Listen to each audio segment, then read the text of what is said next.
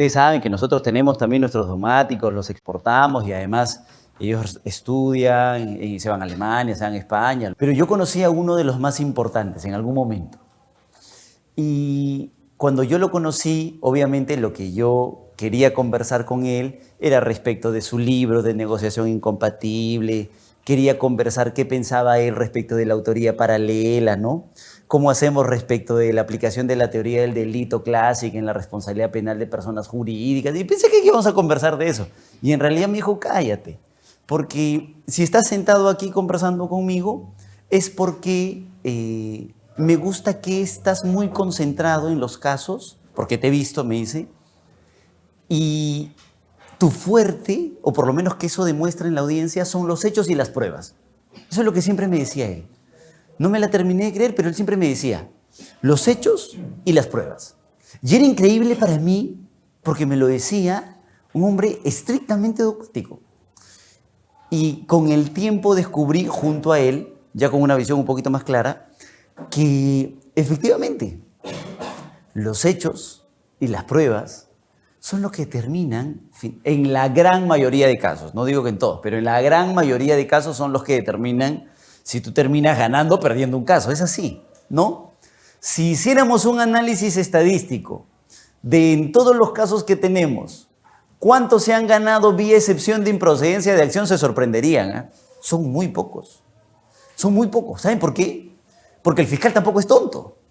El fiscal hace un planteamiento, plantea su hecho, conoce el derecho, hace su análisis jurídico y a partir de ahí es que te investiga, ¿cierto? Son muy excepcionales los casos en los que el fiscal se equivoca así, pero abiertamente en aspectos de tipicidad o en aspectos de antijuricidad, de causa de justificación y exculpación. Entonces, normalmente los casos son aspectos de prueba, ¿no? Entonces, eso me parece que es algo en lo que vamos a coincidir ahora. Me gusta el sistema que se ha planteado ahora para este tema y en general para el diplomado que ustedes van llevando, pero además también me gusta que las universidades hayan ingresado a estos aspectos. Ojo, yo soy profesor de teoría de la prueba, así se llama el curso, teoría de la prueba, todo un curso en pregrado destinado solo al análisis de la prueba. Y que es un poquito de lo que vamos a conversar ahora. Miren, esta es la estructura de nuestro proceso penal, ¿no? Sobre esta base trabajamos nosotros. Nosotros tenemos una fase de investigación preparatoria, tenemos una fase intermedia y tenemos una fase de juicio. Este es el proceso penal común, por lo menos, que es sobre la base de lo que partimos nosotros. Cuando tú trabajas, y acá les falta, ¿no? Hay que subdividir en diligencias preliminares e investigación preparatoria formalizada, ¿no? No vamos a entrar ahorita a la disquisición de qué diferencia una etapa de otra, no nos corresponde ahorita, en este momento.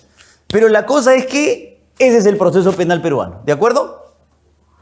Sobre esa base hay que estudiar el camino de la prueba, porque la prueba tiene un camino específico, es un camino interesante. Normalmente no cambia el camino es el mismo. Excepcionalmente ahorita vamos a ver que puede variar, se pone en un momento diferente, pero como regla general el camino es así. La prueba primero se obtiene acá. Se obtiene en etapa de investigación preparatoria. Hay un fiscal que plantea una hipótesis y dice, hay un funcionario público que es corrupto. Hay un funcionario público que lidera una organización criminal. Es un ejemplo. Hay un funcionario público que comete delito de negociación incompatible. Hay un ciudadano que yo creo ha cometido homicidio. Hay un caso en el que estos ciudadanos han cometido extorsión, sicariato, etc. Tú te planteas tu hipótesis. ¿Cuál es tu hipótesis? Mi hipótesis es que este grupo de funcionarios se han puesto de acuerdo con este grupo de empresarios para sacarle plata al Estado en obras que están direccionadas. Esa es mi hipótesis, ¿sí? Y como son varios y permanecen en el tiempo y hay diferentes funciones entre cada uno de ustedes, yo creo que se trata de una organización criminal. Es mi hipótesis. Pero tú haces tu hipótesis y lo que te corresponde ahora es obtener prueba para confirmar o negar tu hipótesis. Es como cuando ustedes hacen una tesis, ¿no? Tú haces un planteamiento y a partir de ahí empiezas a buscar. Tú te lees un autor, te buscas otro, te lees una tesis, un artículo. Pasa lo mismo acá. Tú tienes que obtener la prueba. Estás en un caso de lavado de activos. ¿Cómo sabes qué es lavado de activos? Normalmente porque el dinero es ilícito, porque hay dinero no justificado, porque nos metemos a tus cuentas bancarias y efectivamente tú has hecho depósitos, te preguntamos en qué trabajas, no tienes oficio conocido, además tienes antecedentes por tráfico de drogas, etcétera, etcétera. Entonces me pongo a obtener información. Ahora vemos cómo, pero yo tengo que encontrar información. No sé quiénes estuvieron en una reunión, entonces llamaré a los testigos. No sé si se reunieron o no se reunieron, si estuvieron o no en clase, entonces llamaré al organizador para que me cuente qué pasó. Si tienes una discusión estrictamente técnica, mandarás a hacer una pericia, ¿no? Si tienes un problema de prueba documental, pues irás y sacarás el documento del lugar en el que se encuentre. Si tú llegas a una escena y quieres verificar que hay huellas, pues te llevarás el plumón. Es decir, la prueba hay que obtenerla. Y ese es un momento fundamental. Tan fundamental es que nuestro Código Procesal Penal, como vamos a ver ahora, como no hacía antes, ha creado un título entero para permitir que la Fiscalía encuentre prueba, incluso restringiendo derechos.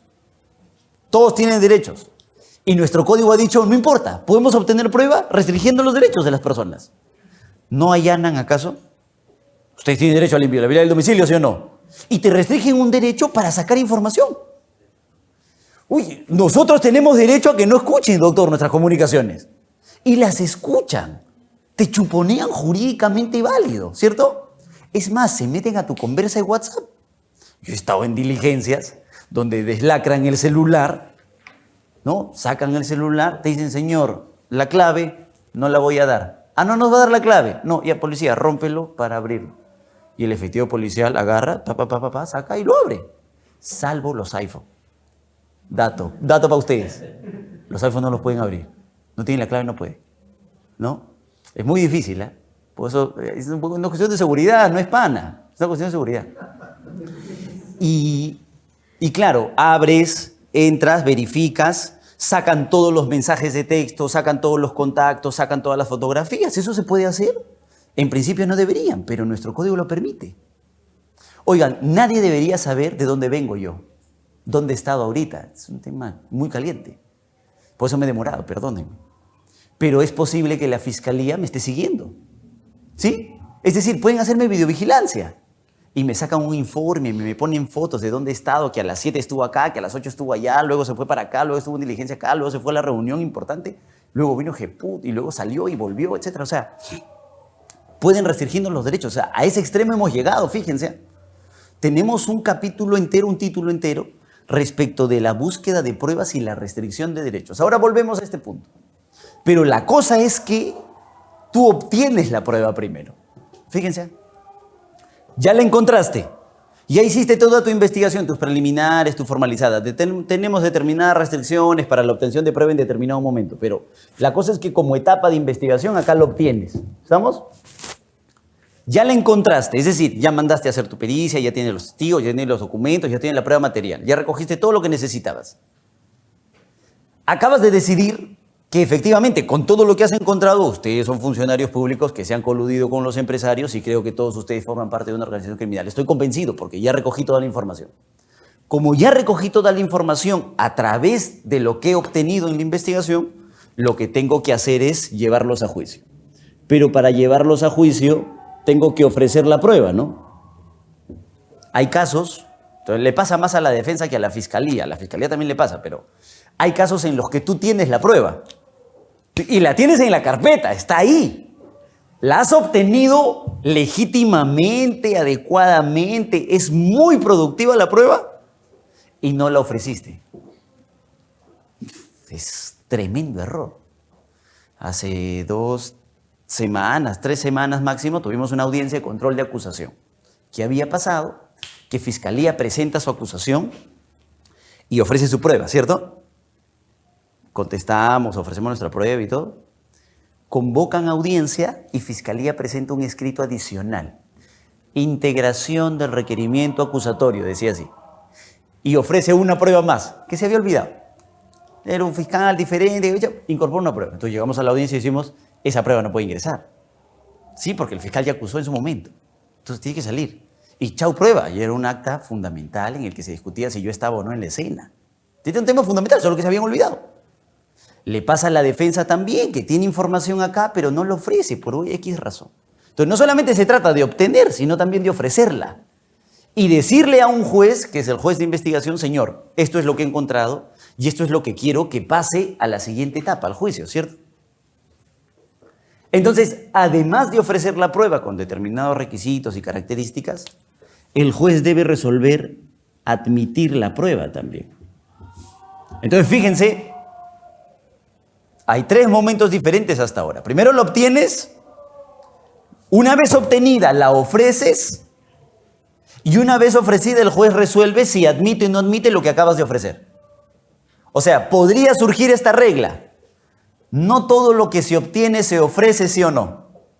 Y no todo lo que se ofrece necesariamente se admite. Tú eres fiscal. Tienes que ser objetivo en la investigación, prueba de cargo y de descargo, ¿cierto? Tienes que encontrar para ambas partes. Ya, pero cuando te toca acusar, eso que no te conviene no lo ofreces. ¿Sí o no? Es más, lo entierras. Si por ti fuera, lo desapareces. Entonces, no necesariamente todo lo que se obtiene se ofrece. ¿Cierto? Igualito pasa con la defensa. Y no todo lo que se ofrece se admite. Hay que revisar un poquito estas reglas ahora. Y luego viene la actuación de la prueba. Es decir, la has obtenido, la has ofrecido. El juez te la ha admitido. Entonces toca que la actúes, pues, en el juicio. ¿No? Ese es el momento siguiente. ¿Cómo la actúas? Que venga el testigo a declarar, que venga el perito a declarar, hay que leer el documento, hay que ingresar la prueba material, ya conversaremos un poquito si nos alcanza el tiempo de esto. Y finalmente, después de haber actuado la prueba, después de que tu testigo fue a juicio, leíste el documento, fue el perito, etc., ya le corresponde al juez aquí emitir sentencia, ¿cierto? Y al momento de la sentencia llega el momento final de la prueba, en su camino, que es el de la valoración de la prueba. Y es importantísimo tener claros estos momentos. Acá no ofreces, ¿sí? Acá no se admite normalmente. En juicio no se ofrece normalmente. Este es el camino regular. Este es el escenario ideal, este es un proceso penal adecuado. En estos términos los ha pensado el legislador peruano. ¿Sí? Obtienes acá, ofreces y se admite en etapa intermedia, actúas la prueba en el juicio y el juez la termina valorando en la sentencia. ¿De acuerdo? Sin embargo, nuestro legislador también se ha puesto en el supuesto en que, oye, se pueden generar situaciones medias complicadas en las que vamos a tener que mover ese orden. Este es el ideal, el 100 puntos. Puede pasar, pucha, que el ofrecimiento y la admisión la hagamos acá mejor, en la investigación. No necesariamente en la etapa... O puede pasar que la actuación de la prueba no espere a juicio, sino que la hagamos acá. O puede pasar que el ofrecimiento y la admisión la pasemos para el juicio también. O sea, este orden se puede mover un poco en determinadas situaciones. ¿Cuáles son esas situaciones? Fíjense. Primero, cuando tú llegas a juicio, excepciones, Cuando tú llegas a juicio, o sea, regreso, la regla es esta. Tú la obtienes en la investigación, haces tu acusación, la ofreces y la defensa contesta por escrito, ofrece su prueba. Pero ¿y qué pasaría si es que después de la etapa intermedia encuentras una prueba? No la tenías antes, claro, pero ha surgido ahora recién. Entonces surge una excepción, porque se supone que el proceso penal tampoco le puede dar la espalda a la verdad, ¿cierto? Entonces, en ese momento surge una excepción. Al inicio del juicio, el juez les pregunta a las partes. Alegatos de apertura, lectura de derechos, conformidad con acusación, y luego viene y dice... Fiscal, ¿prueba nueva que ofrecer? No, tengo prueba. Abogado, ¿prueba nueva que ofrecer? Sí, tengo prueba nueva que ofrecer. Esa es una excepción, por ejemplo. Es la excepción de la prueba nueva.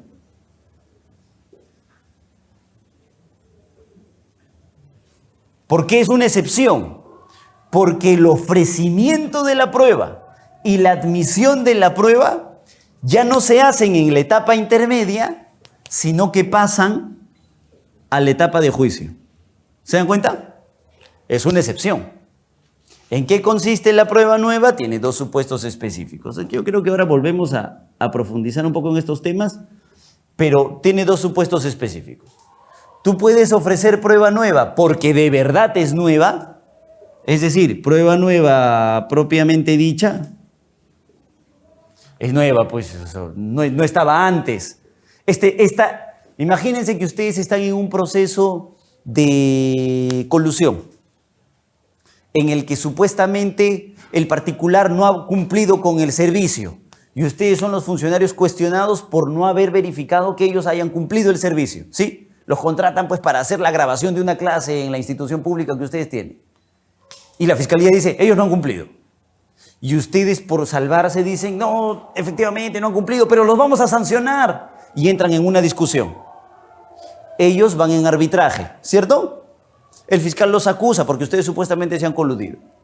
Termina la investigación, los acusan, llegan a juicio y cuando llegan a juicio sale el laudo arbitral.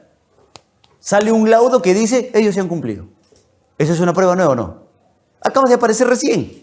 Y esa prueba nueva está diciendo que efectivamente los particulares se han cumplido con el servicio. ¿Se dan cuenta? Imagínense, se derrama petróleo, ¿sí? En el mar. Y tú investigas efectivamente, todo tiene la culpa, la empresa, patatín, patatán. Ofreces la prueba, la admites, tu fiscal. La fiscalía también, la defensa también ofrece su prueba, se admite su prueba. Llegan a juicio y recién llegan los resultados de la pericia, donde el responsable del derrame no es esta empresa, sino es otra empresa. Uy, espectacular. ¿Es una prueba nueva o no? No podías haberlo ofrecido antes porque no existía. Entonces, ese es un momento interesante en el que este ofrecimiento y admisión se mueve al juicio. ¿Estamos? Y el otro supuesto de prueba nueva es el reexamen.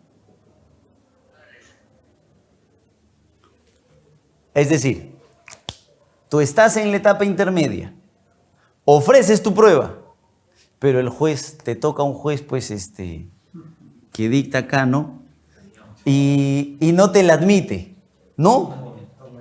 Y no te admite la prueba. Entonces, como no te admite la prueba, tú vas al juicio y le dices, juez, quiero que reexamine la decisión de rechazo del juez anterior. O sea, porque me la rechazó mal, no debió rechazarla. Entonces tú le dices, juez, evalúe otra vez. Se vuelve a aperturar el momento del ofrecimiento y la admisión, pero en etapa de juicio, ¿se dan cuenta? Primera excepción. Segunda excepción. Sí, está la posibilidad de que el juez solito se ofrezca y solito se admita. O sea, que él diga, pucha, acá no me queda claro, y vamos a hacer una pericia. Él mismo se ofrece, él mismo se admite, ¿cierto? ¿Qué es lo que nosotros conocemos como la prueba de oficio? Esa es una segunda excepción. A que la regla de ofrecimiento y admisión se traslada al juicio. Hay una tercera excepción, que es la desvinculación jurídica. Ustedes saben que el juez en el juicio puede decir, oigan, ese delito creo que no es, no es colusión, creo que es negociación incompatible, ¿sí? Te va a condenar, estás perdido. Entonces él te tiene que avisar que se acaba de dar cuenta que otro es el tipo penal. O te puede decir, oye, creo que ustedes no son coautores. Creo que puede ser, no estoy diciendo que sean, pero creo que puede ser autoría mediata. Pero te tiene que advertir. Y cuando te advierte, lo tiene que hacer antes de culminar la actividad probatoria del juicio. Nuestro código es claro. Y en ese momento, si el juez hace eso, te habilita la oportunidad para poder ofrecer prueba. Entonces, nuevamente, el ofrecimiento y admisión se traslada al juicio. ¿Ven? Hay otra excepción, que es la acusación complementaria. Por alguna extraña razón, en realidad por economía procesal, dice la exposición de motivos, cuando tú estás en juicio, se supone que el fiscal ya te acusó desde antes, desde la etapa intermedia, ¿sí o no? Pero resulta que se puede aparecer al juicio y decirte, traigo una acusación complementaria, con determinadas reglas específicas, tienen que ser hechos nuevos o circunstancias que modifiquen la calificación jurídica o establezcan que existe un delito continuado. Pero el fiscal puede llegar con una acusación complementaria. Y cuando eso pasa, el juez te da la oportunidad a ti de que ofrezcas prueba. Y resuelven si la admiten o no. ¿Se dan cuenta? Otra vez, el ofrecimiento y la admisión se traslada a la etapa de juicio. ¿Estamos? Hay otra excepción, una más. Acá. En la apelación de la sentencia. Cuando tú apelas la sentencia, se realiza un juicio de apelación. Y el juicio de apelación establece que en la fase inicial el juez verifica si las partes tienen prueba nueva por ofrecer. Y esta vez suma 3 supuestos.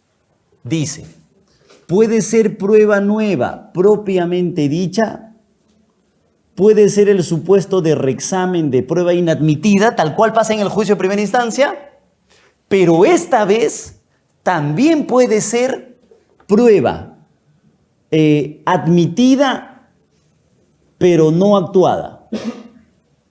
O sea, yo por ejemplo, tengo un juicio, le voy a contar la verdad, tengo un juicio. He ofrecido 15 testigos. Bueno, yo he llegado cuando ya estaba, ¿no? Pero hemos ofrecido 15 testigos. Y el problema es que cuando yo pregunto, oye, ¿por qué los han ofrecido? Me dicen, no, es que ellos tienen información. Hay que ver qué información tienen. Entonces yo digo, se han peleado entre ellos, porque imagínense, son un grupo, ustedes son los agraviados, supuestamente los denunciantes que están en el juicio contra mí, pero hay un grupo que se peleó con ustedes. No sabemos por qué. No sé por qué se han peleado. Al inicio eran todos amiguitos. Pero este grupo de acá nunca más volvió a aparecer. Se pelearon entre ellos, ¿sí? Y nosotros hemos ofrecido a todo el grupo. No sé qué ha pasado, pero vamos a enviar un poquito a ver qué sale, ¿no? ¿Cuál es el problema? Encuéntralos. ¿No? Encuéntralos. Yo tengo los nombres, tengo los DNIs, tengo acceso a ficha RENIEC gracias a amigos, ¿no? No debería, pero ya. Tengo acceso a ficha RENIEC, o sea, tengo los domicilios. Anda, pues avísales. Aparécete tú con tu ternito, todo ya. Buenas, hola, mi nombre es Jefferson. Lo que pasa es que yo soy abogado, fuera de acá te tiran la puerta. O no los encuentras. ¿Qué es lo que me está pasando? En la primera sesión han llamado 4 y no se han aparecido. En la segunda sesión llamaron a 5, no se han aparecido. Y el juez ya me dijo para la tercera, si no vienen, vamos a prescindir. Yo le dije, pero tienen que notificarlos, ¿no? No, pero usted es el interesado, me dijo el juez. Usted tiene que traerlos. Ya, pero el juzgado tiene que ayudar, ¿no? Sí, pero usted tiene que traerlos. Entonces, tengo un problema con ellos, ¿cierto? Si es que pierdo, Dios no quiera, y vamos en apelación, yo podría ofrecer como prueba nueva la declaración de estos testigos que fueron admitidos, que debían ser actuados, pero no lo hicieron por una causa que no corresponde a mí. Es un problema de ubicación de los testigos, ¿se dan cuenta? Entonces, en ese momento se habilita otra vez el momento del ofrecimiento y la admisión. ¿Se entiende? Miren cómo se mueve el momento, ¿ah? Luego, fíjense cómo es que el camino es claro, ¿ah? Obtención, ofreces, la admites, la actúas, la valoras. Fíjense cómo cambia el momento. La actuación la puedes trasladar a la etapa de investigación preparatoria, como si fuera un juicio, tal cual fuera un juicio.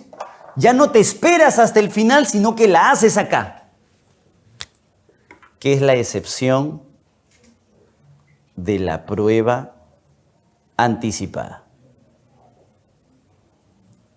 Así le dicen, anticipada.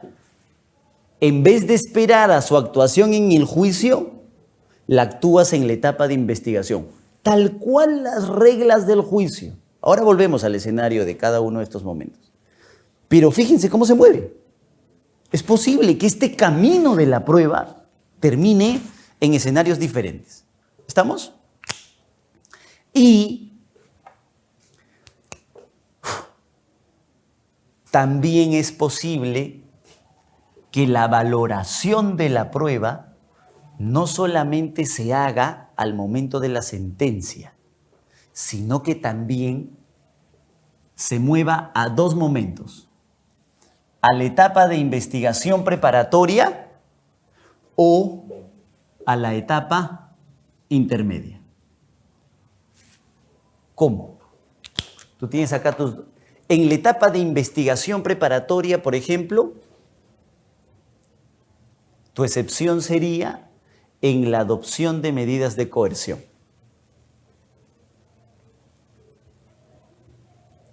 Hay una prisión preventiva muy famosa, calientita, ¿qué? ¿Un mes? ¿2 semanas? ¿Sí? No voy a mencionar nombres, pero hay una prisión preventiva. Y díganme ustedes, ¿el juez acaso, mientras oralizaba su decisión, no dijo que valoraba positivamente la declaración en confesión de uno de los imputados? ¿No dijo eso? ¿Está valorando la prueba o no? ¿No dijo acaso que la versión de este ciudadano confeso estaba debidamente corroborada, sí o no? ¿No dijo acaso que aplicaba las reglas del Acuerdo Plenario 2-2005 estableciendo que la sindicación era permanente, que existía verosimilitud, pero que además ausencia de incredibilidad subjetiva? ¿No dijo eso? ¿Sí o no? ¿Qué es lo que está haciendo el juez? Está valorando. Ahora, cualquiera válidamente me puede decir, no, pero eso no es prueba, porque la prueba solo es de juicio. Ese concepto va desterrado ya de plano. Porque llámalo como quieras, llámalo elemento, llámalo prueba, pero la cosa es que un juez, cuando analiza la medida de coerción en su aplicación, la valora.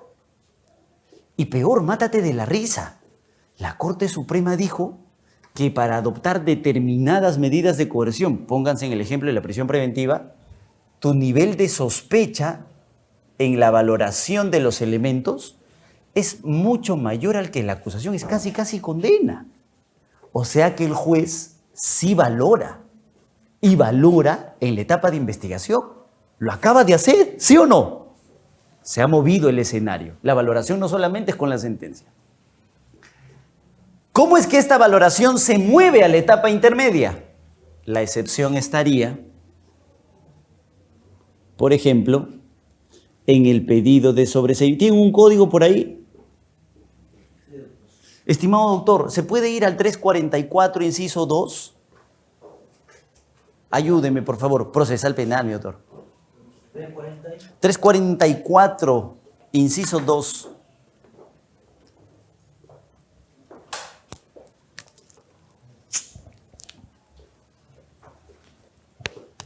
Inciso 2, parágrafo D.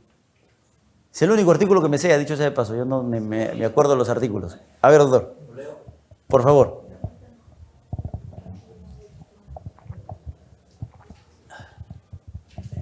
Gracias.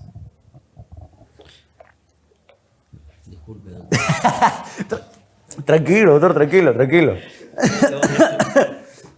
Todos vamos a llegar.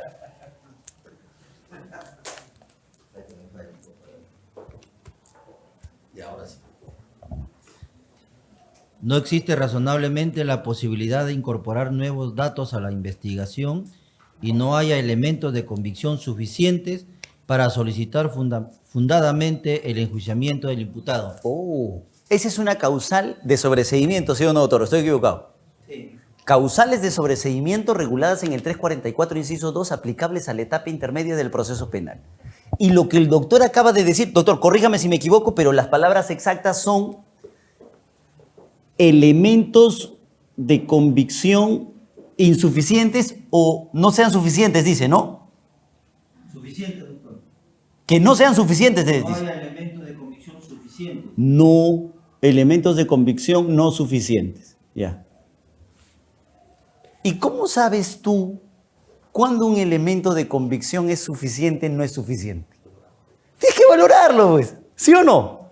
Tienes que analizar si la declaración que te está presentando el fiscal es suficiente, cumple estándares de sindicación específicas, ¿cierto? Si la pericia es suficiente, cumple reglas de determinación del Acuerdo Plenario 1/2011, etc.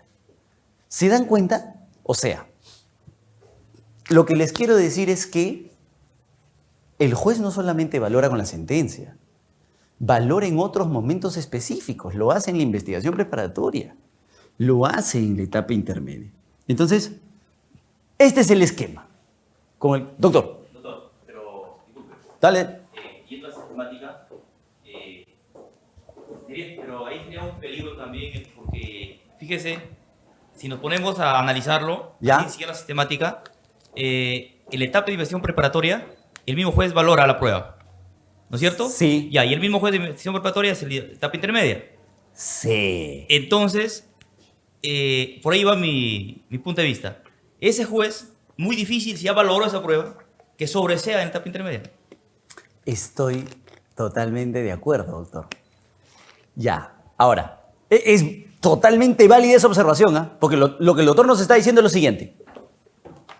Un juez, el juez de investigación preparatoria que participa en toda esta etapa, valga la redundancia, en la investigación preparatoria, es el mismo juez de la investigación preparatoria que dirige la etapa intermedia. Eso es lo que está diciendo el doctor.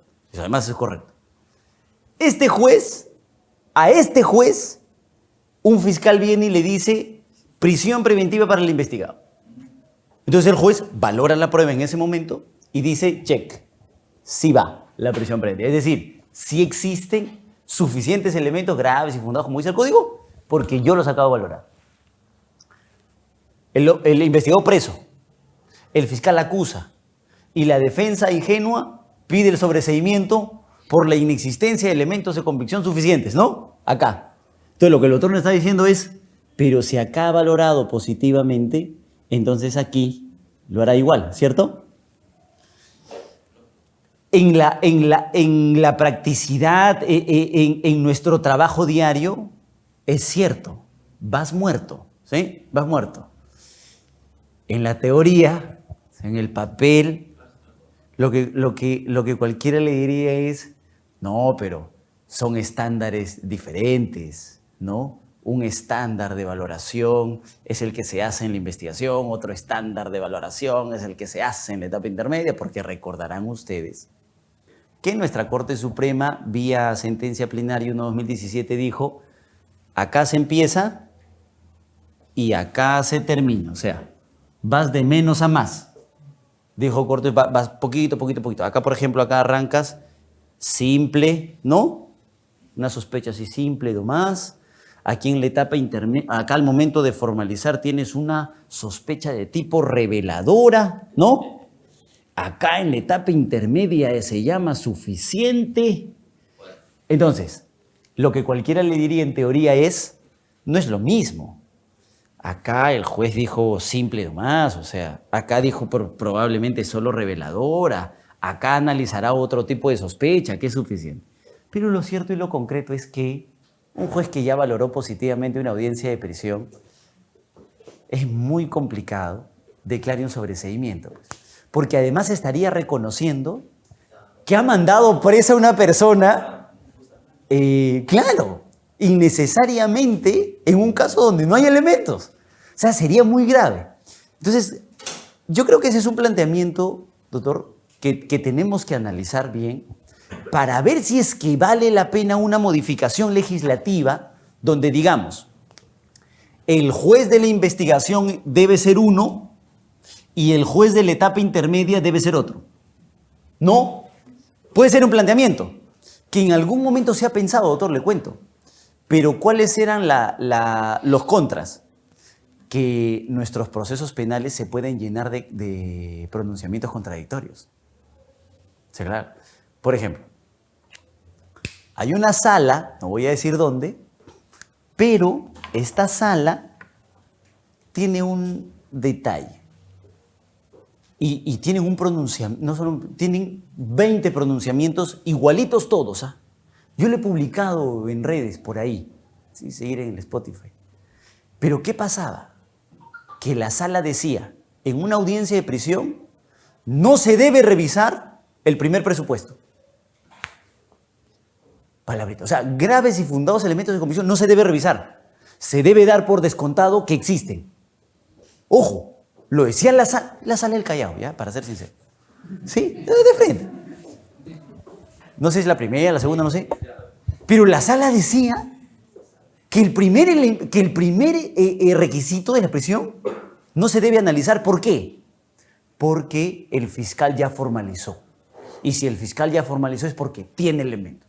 Entonces nosotros no podemos contradecir al fiscal. Yo me decía, pero por el amor de Dios, esto no lo puede haber escrito alguien superior. ¿Y qué sucedió? Que todos los casos salían así. Todas las prisiones preventivas salían así. Tú ya sabías, y se lo digo yo por experiencia propia, tú ya sabías que si ibas ahí, ibas muerto, ¿sí? Que tu discusión, si por ahí querías librarla, era de peligro procesal. ¿Y qué empezó a suceder? Que los abogados defensores empezaron a plantear habeas corpus contra ese tipo de decisiones que decían que deben dar por probado el primer elemento. Hasta que un habeas corpus cae en la Corte Superior de Justicia de Junín. De Junín, ¿eh? Yo tengo toda la historia y todo el caminito. Y un juez de investigación preparatoria en Junín declara fundado un habeas corpus. Y dice, esta es una aberración jurídica, ¿cómo puede ser posible? Un juez de investigación se lo decía a los miembros de la sala. Esto está muy mal y les daba pa con palo. Nos enteramos de que había salido un habeas corpus y entonces todos juntamos a los amigos, ¿no? Dijimos, ¿tú también tienes? ¡Vamos! Y nos fuimos a Junín, planteamos antes de la modificación del código, planteamos nuestra habeas corpus y todos y regresamos a decirle, Entonces, claro, ese tipo de situaciones no deberían pasar, porque si no nuestro proceso penal se pone en una circunstancia en la que un juez dice sí, al otro día dice no, en una corte se resuelve de una manera, en otra corte se resuelve de otra manera, ¿no? Tienen varios problemas. La prescripción, en una corte se suspende, en otra corte se interrumpe, ¿cierto? En una corte, vencido el plazo de detención preliminar, te dan libertad, en otra corte te mantienen hasta que termine la audiencia de prisión. Y ese es el problema, que nuestro código es como si tuviéramos uno por cada corte. Entonces, para evitar cosas como esas, no es que no hemos hecho el cambio legislativo de tener un juez de investigación preparatoria para investigación preparatoria y otro para etapa intermedia. Porque si tenemos problemas en cortes, imagínese tener ese mismo problema, pero al interior del proceso penal, otro sería escandaloso. Sería muy escandaloso. Es como esta discusión que teníamos en donde, antes del acuerdo plenario de 2019, tú llegabas a una audiencia de prisión y decías, señor juez, la conducta es atípica, ¿sí? No sé, por determinada razón, no es un acto de función, etc. Tú discutes en la audiencia de prisión. Y el juez te dice, señor, esta es una audiencia de prisión, no es para discutir la tipicidad, así que cállese. Póngase a pelear más bien los elementos de convicción, que aquí le han traído testigos, aquí le han traído pericias, pero yo no quiero contestar eso porque es irrelevante. La tipicidad parte de la idea de que los hechos están probados, pero que no encuadran en el tipo penal. Esa es la idea de la tipicidad, ¿sí o no? Y el juez te decía, no, eso no se puede discutir acá. Le daban prisión. Al mes siguiente, a la semana siguiente, se programaba la audiencia de excepción de improcedencia de acción, que es la que corresponde pelear tipicidad. Tú llegabas, le explicabas, sí, tienes razón, la conducta es atípica. Sácalo. ¿Cuánto tiempo pasó? Un mes, 2 meses. O sea, que lo mandaste por gusto, ¿sí? No tiene sentido. Por eso que la Corte Suprema termina diciendo, oye, tienen que discutir estos temas también en la audiencia de prisión. Entonces, ahí, fíjese, ¿cómo puede surgir contradicción en un mismo juez? Imagínese tener dos.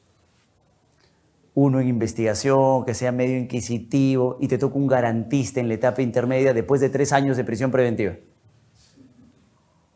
¿Qué nos ha pasado? ¿Ah? ¿Qué nos ha pasado? Yo me acuerdo clarito un caso. Sala Penal Nacional. Sala Penal Nacional, o sea, ¿no? Se supone que... Caso de organización criminal. A este grupo de personas les imputaban organización criminal, delito de robo y delito de receptación. ¿Por qué? Porque supuestamente se llevaban carros los desmantelaban y vendían las partes. Esa era la imputación. Sin embargo, uno de esos miembros estaba imputado por quedarse con los vehículos. Él se quedaba con los vehículos. Entonces, este señor había estado preso 3 años, preso preventivo 3 años. Le habían prolongado por 1 año más. Y luego le querían adecuar la prolongación de prisión. Es un clásico. Hasta que llega la etapa intermedia. Y claro, nosotros llegamos en etapa intermedia y yo le digo, oye, espérate, pero es atípico. ¿Cómo va a ser atípico? Me dice, claro, es atípico porque si esta es mi empresa, si Ejepute fuera mía, ¿sí? ¿Esta cámara de quién es? ¿Es de Ejeput, sí o no? Entonces no puede existir sustracción de bien propio, pues. Si un bien es de la organización criminal y tú estás diciendo que los carros son de la organización criminal, que yo me los quede no puede constituir receptación porque yo no puedo sustraer un bien mío. La organización criminal es una empresa. Entonces, sí, pues, sí, sobreseído. Entonces el señor había estado preso 4 años. 4 años en prisión preventiva y recién discutían la tipicidad en la etapa intermedia. Era increíble. Pero obviamente eso puede pasar. ¿Necesitamos una solución? Sí, necesitamos una solución. Sí, doctor. Con relación a la valoración que habla usted en base a lo que tiene que tener en consideración el juez, sucede que Fiscalía, al aperturar la investigación preliminar, concluye con su disposición de no formalizar. Ok. ¿Ya? La parte agraviada presenta su queja de derecho, Fiscalía Superior le ordena Continúa. nuevas diligencias. Ajá. ¿Ya? Cambian de fiscal y con esas mismas pruebas que fue no formalizada y sin que se haya integrado, el juez resuelve condenar. Espéreme, me perdí. Entonces, me queda claro. Tú haces tus preliminares. Archivas. Fiscalía, apertura. Haces no, todas preliminares, archiva. Porque vas dice, en elevación. No hay, sí, no hay elementos, imagino. El superior le dice, oye, te falta hacer más diligencias. testigo 1, testigo 2, testigo 3. Eso te falta. ¿Lo hacen? No lo hacen. Ninguna de las que ordena Fiscalía Superior. No las llegan a hacer. Ninguna. Con las mismas va... Con las que había archivado. Con las que había archivado va a control de acusación pasa a juicio oral y con esas mismas que fueron archivadas, el juez condena. Ah. ¿Cuál es la valoración en este caso si se tiene que tener en consideración el 158, que tiene que tener la lógica, la ciencia y la máxima experiencia como exige, ¿no? Y sobre todo con cierto grado de certeza para condenar? De acuerdo. Ese es un buen tema y me lleva al siguiente análisis. Fíjense. Como regla general, los momentos de la prueba a lo largo del proceso penal tienen un encargado, por así decirlo, doctor. ¿Sí? Tienen un responsable, es una parte procesal a la que le corresponde el momento, normalmente. Obtiene fiscalía, es el único que puede obtener y la defensa puede aportar a través de fiscalía obtener otros elementos, ¿cierto? O lo puedes obtener y los metes a la investigación, pero como regla general es el fiscal el que obtiene. Ofrecen todas las partes, fiscalía, defensa, actor civil y tercero civil, persona jurídica, etc. Admite exclusivamente el juez de investigación preparatoria, excepcionalmente el juez penal en juicio en las excepciones que hemos visto, pero admite al juez de investigación preparatoria. Actúa el juez penal, porque él es el que dirige la actuación de la prueba. Y la valoración, como regla general, la hace el juez penal también. Es más, la sala de apelaciones está prohibida de valorar determinadas pruebas, por ejemplo, las testimoniales, no las puede revalorar. Entonces, como regla general, es el juez penal el que valora. Mire lo que le voy a decir, ¿ah? Es el juez penal el que valora la prueba. Como regla general, no le corresponde a fiscalía valorar la prueba en un inicio.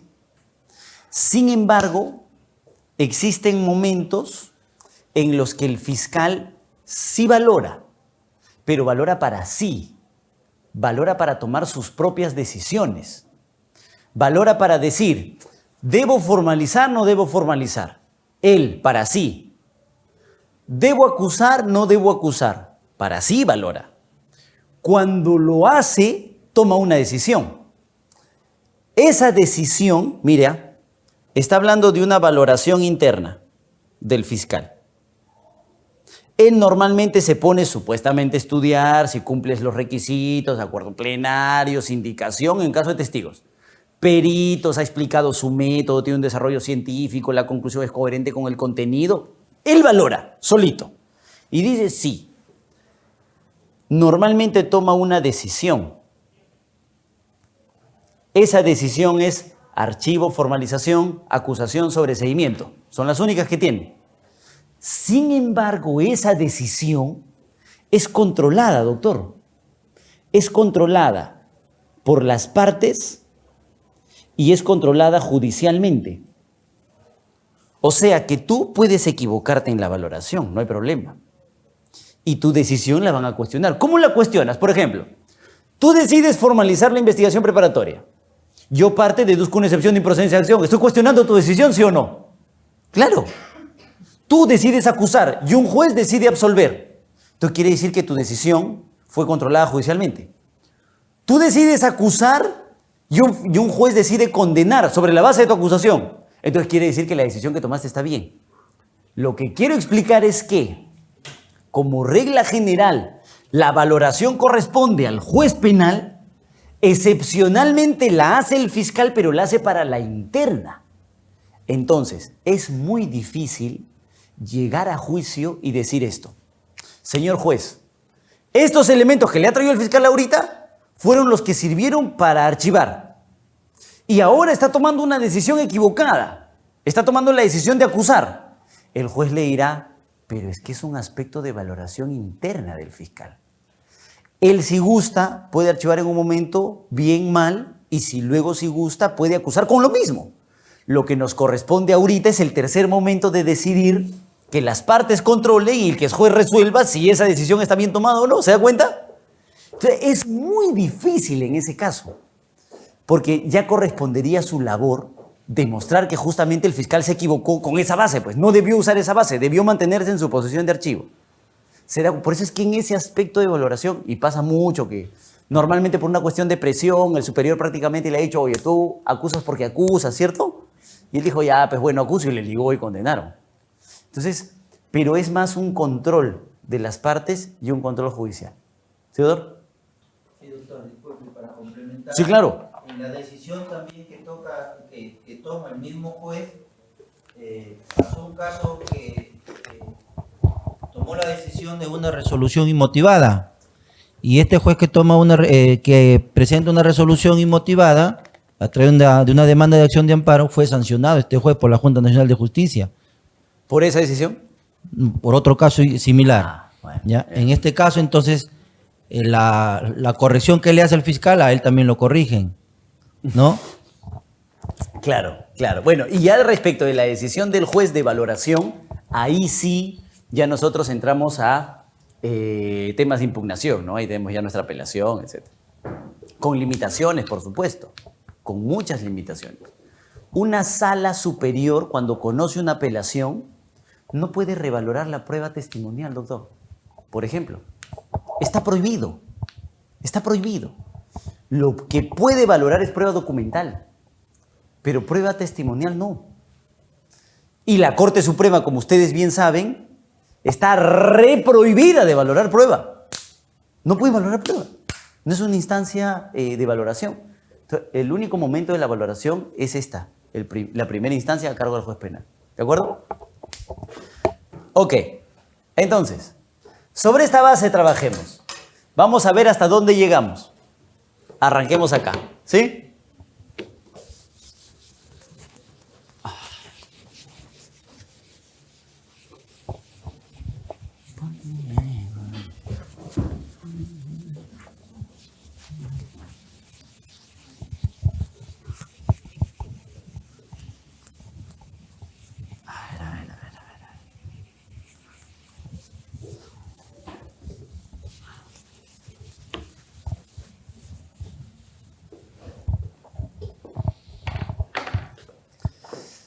A ver, Doctor, antes de que retome con otro tema, hay una pregunta del chat que ¿allá? la van a... Ya, claro. Vamos a hacer extensiva la pregunta de nuestra compañera, la cual está conectada de manera virtual. Su nombre es Yulisa y le dice: doctor, buenas noches. Tengo un caso penal de falsa declaración ante SUNAR. Se trata de un arquitecto que firmó el expediente de declaratoria de fábrica, pero él no realizó el expediente. Solo firmó y la persona que elaboró había insertado el año de culminación de forma falsa. Y el fiscal solo lo consideró como testigo y el arquitecto como imputado. ¿Qué hacer en este caso? Ah, esa es consulta. Ese es otro precio. Pero a ver, a ver, ¿cómo dice la doctora? Yo probablemente sea miembro de una institución pública, hasta donde entiendo, o puede ser privada. Creo que debe ser un contratista que postula para la elaboración de un expediente técnico. Me contratan a mí. Yo no hago el expediente. Lo contrato al doctor. El doctor hace la chamba, yo lo firmo, ¿no? El doctor lo hace, yo lo firmo, lo hace mal, y ciertos documentos falsos. Yo lo presento, ¿sí? Con mi firma, como si yo lo hubiera hecho. Y se dan cuenta que, ay Dios, presentamos documentos falsos. Es clarísimo, tú respondes. Claro, tú no puedes decir, no, es que en realidad lo hizo él. ¿Qué vas a hacer? ¿No? ¿Qué vas a hacer? Lo que normalmente sí puedes discutir en casos como esos, imagino que es delito de falsa declaración en procedimiento administrativo. Y yo tengo un artículo escrito sobre delito de tráfico de influencias y falsa declaración en procedimiento administrativo. Porque fíjense, puede servir pero esto es como la canción, o sea, en unas sí, en otras no. En unas sí, en otras no. Porque el derecho penal no protege todos los procesos administrativos. Es un dato jurisprudencial. Con eso absolvieron a Rómulo León. Nadie lo sabe, porque no se expuso mucho. Yo no sé por qué no lo expusieron mucho. Pero el derecho administrativo tiene tres tipos de casos. Tiene casos de aprobación automática. Tiene casos de evaluación previa y tiene casos trilaterales, procesos trilaterales. Eso lo van a encontrar en la Ley del Procedimiento Administrativo General. Procesos de aprobación automática. Por ejemplo, la revalidación del brevete, misma categoría, lo único que te piden es presenta tu foto y tu certificado de salud y estás aprobado. Licencias también. Y licencias también. ¿Tú vas a recoger, cierto, doctor? No hay problema. Es de aprobación automática. Hay otros que son de evaluación previa. Hay que ver si cumples o no cumples los requisitos. ¿Sí? ¿Quieres ser el juez? Hay que ver si cumples. ¿Quieres ser fiscal? Hay que ver si cumples. Son procesos de evaluación previa. Pero hay otros procesos administrativos que son trilaterales, donde hay litigio. El administrado le reclama algo a la entidad o la entidad le reclama algo al administrado. El derecho penal solo protege los procesos trilaterales. El derecho penal no protege los procesos de aprobación automática ni los procesos de evaluación previa, porque para eso existe el derecho administrativo sancionador. Entonces, mi pregunta es, la presentación, ahora, esto yo se los digo porque es una evaluación personal, reforzada con varios pronunciamientos. Tienen el ejemplo del caso de los Rómulo León. En el caso de Rómulo León se imputaba tráfico de influencias en proceso administrativo. Y cuando se dieron cuenta que el proceso administrativo no era el trilateral, absolvieron. Los absolvieron, sí saben que los absolvieron, ¿no? El faenón, hermano, los absolvieron. Por la ilegalidad de los audios y por la atipicidad de la conducta en tráfico de influencias. Entonces, presentar un expediente técnico, probablemente en un concurso, ¿cierto? En un concurso público, ¿qué tipo de proceso administrativo será? ¿Será uno de aprobación automática? Imposible. Es uno de evaluación previa. Y si se trata de un proceso de evaluación previa, no se puede cometer delito de falsa declaración en procedimiento administrativo, porque el derecho penal solo protege a los procesos administrativos trilaterales. lo que yo les... Es un tema... Pero ¿cuál sería en todo caso, disculpen, doctor, cuál sería el sustento? Porque le comento que Lima Centro, esos dos temas que está diciendo, Sí, está de moda. Sí. Ahora, por ejemplo, en los contratos CAS, sí. en los contratos de locación, los fiscales están aperturando investigación, pero A cantidad. por A cantidad. cantidades. Totalmente. Totalmente, En doctor. todo caso, ¿cuál sería el fundamento? Yo no le voy a hacer la consulta. Por ahí no se preocupe. No, se no, no. preocupe. No, está bien. Voy a simular que es una pregunta. No, no, no. Pero, A ver. ¿cuál sería entonces el fundamento jurídico? Porque para mí es porque no hay tipicidad. Sí, claro. Para mí no hay tipicidad, esa tipicidad es relativa. Pero está de acuerdo, o sea, si coincide que es atípica la conducta que nos acaba de contar la colega, es porque también considera que el derecho penal solo protege procesos trilaterales. Ya, ahí vamos. Ahí. Ya. ¿Por qué? Porque los procesos trilaterales son procesos de litigio, ¿sí? Son procesos en los que el Estado, la entidad en concreto, está enfrentada con el administrado. Y el administrado, haciendo uso de algún acto irregular, falso, engañoso, pone en una situación de desventaja al Estado. Y el derecho penal debe intervenir porque existe un litigio de por medio. Ojo, este es el proceso administrativo más grave que existe. Es un proceso administrativo donde el Estado puede ponerse en una situación de desventaja. Uno. Y dos, el derecho penal y el derecho administrativo tienen un solo padre, por no decir una sola madre, ¿sí? Son base del derecho sancionador, ¿cierto? Entonces, la única forma de diferenciar la actuación del derecho penal con el derecho administrativo es la intensidad del daño generado.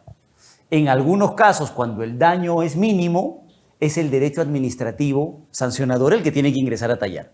Cuando se trate de actos de mayor gravedad e intensidad, es el derecho penal. Esa es la diferencia que nosotros hemos marcado entre derecho penal y derecho administrativo. Ambos como la base del derecho sancionador, ¿cierto?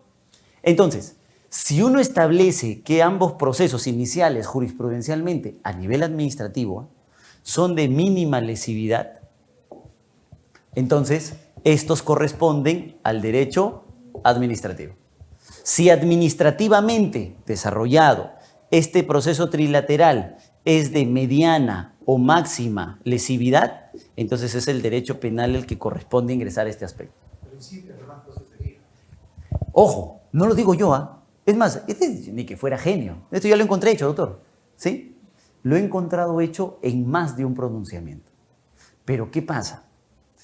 Que algunos te dicen, sí, tío, oye, qué buena, esto me parece importante, es una visión garantista de diferencia de las ramas del derecho, ¿cierto?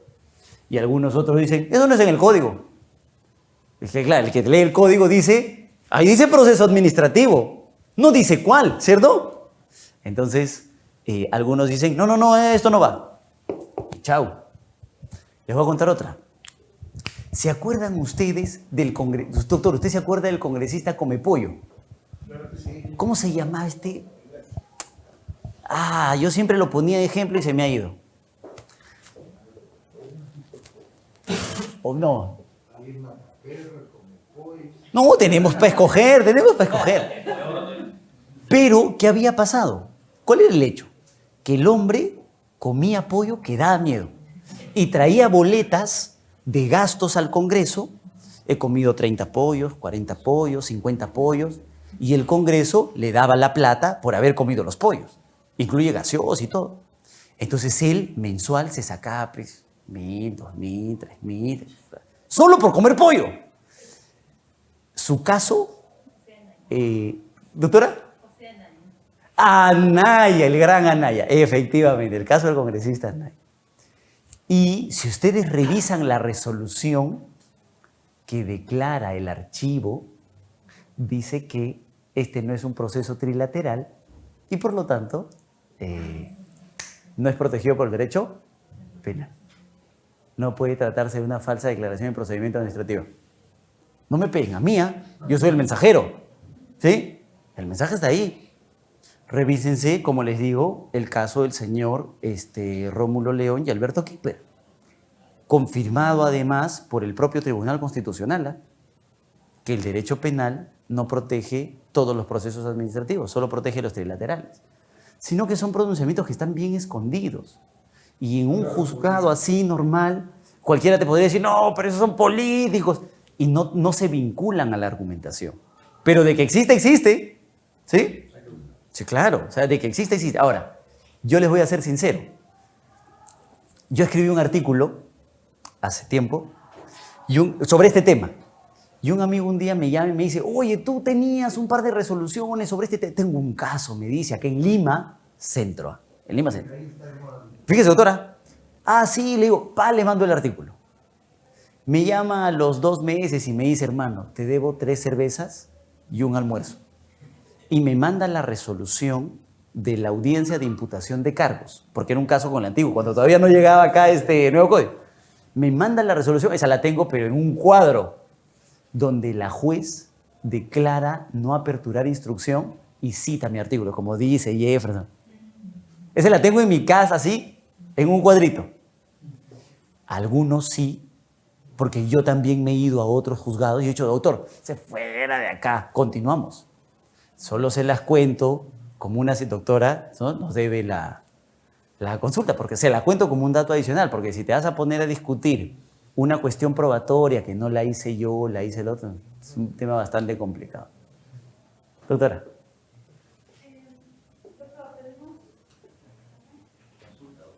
Es una pregunta. Tenemos una pregunta de la compañera Doctora, Verónica usted tiene que encargarse ahí Fonseca. de los... del cobro, doctora, filtro no. Nuestra compañera nos dice lo siguiente. Doctor, buenas noches. Existen casos donde la Fiscalía, en casos de corrupción de funcionarios, formaliza y requiere comparecencia restringida, indicando que hay indicios reveladores y en el transcurso se recaba elementos de descargo y no se añade ningún cargo pese a esto. Fiscalía Superior acusa, y en la acusación presenta testigos que nunca declararon previamente. Se observaron estos medios probatorios, ahora el juez quedó en resolver por escrito. Ante esta decisión, el juez, ¿cómo debería proceder? Espéreme, no, es que no entendí muy bien, sí, no entendí. Sí, porque claro, ¿el fiscal superior acusa? Sí, creo que la pregunta no está muy bien redactada. A ver, denle una más. Sí, a ver. Existen casos donde la Fiscalía, en casos de corrupción de funcionarios, formaliza y requiere comparecencia restringida, Ya. indicando que hay indicios reveladores. Y en el transcurso se recaba elementos de descargo y no se añade ningún cargo pese a esto. De descargo, De descargo, así es. ¿ok? Y no se añade ningún cargo, Pese a esto, por lo que... ¿ok? O sea, no encuentra nada más, entiendo, ya. Así es. Fiscalía Superior acusa. Bueno, en este caso la compañera solamente puso coma. Fiscalía Superior acusa. Fiscalía Superior. Acusa. Ya, pero es que hay un problema ahí. Fiscalía Superior acusa en el proceso ordinario del Código del 40. Si dice formalizar la investigación, entonces se trata de un código, de un proceso común. Ahí puede haber una imprecisión, pero ya bueno. Ya, Fiscalía Superior acusa. Luego, posterior a eso, indica, en la acusación presenta testigos que nunca declararon previamente. Ya. Se observaron estas observaciones ante el juez y el juez quedó en resolver por escrito. Ya. ¿Qué decisión tiene que tomar el juez? Uy. Yo creo que... Doctor, ¿Doctora? le pedimos a la compañera que pueda reformular su pregunta y pasamos a otra. ¿Le parece? No, ya, pero solo un detalle, porque me parece que el problema es este. Hay alguien que está acusando sobre la base de actos de investigación que no ha realizado, y ese es un punto que sí me gustaría explicar. Porque fíjense, hemos quedado que la prueba se obtiene en investigación y se ofrece en la etapa intermedia, hasta ahorita. Pero hay una limitación entonces para quien dirige la obtención de la prueba, porque tú no puedes ofrecer prueba que no has encontrado. El fiscal no puede decir, no, es que me llamó un pata y me dijo que tenía la información y te lo estoy ofreciendo. Pero entonces, ¿por qué no lo llamaste a declarar a la investigación? Porque recuerden que la defensa, como diría la defensa del presidente, tiene derecho a participar en todas las diligencias.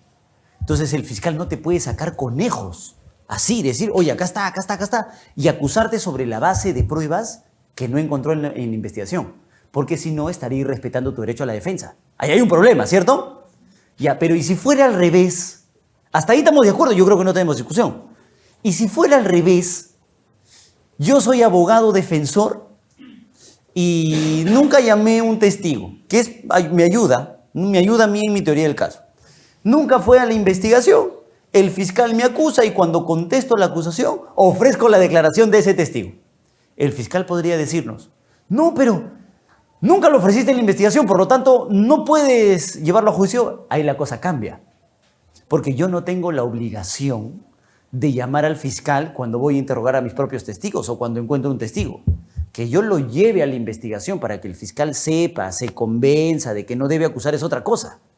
Pero la defensa no tiene la limitación de solamente ofrecer la prueba que ha encontrado en investigación. Ojo, porque me parece que ese es el problema del caso. Doctor. El 349 lo dice claro.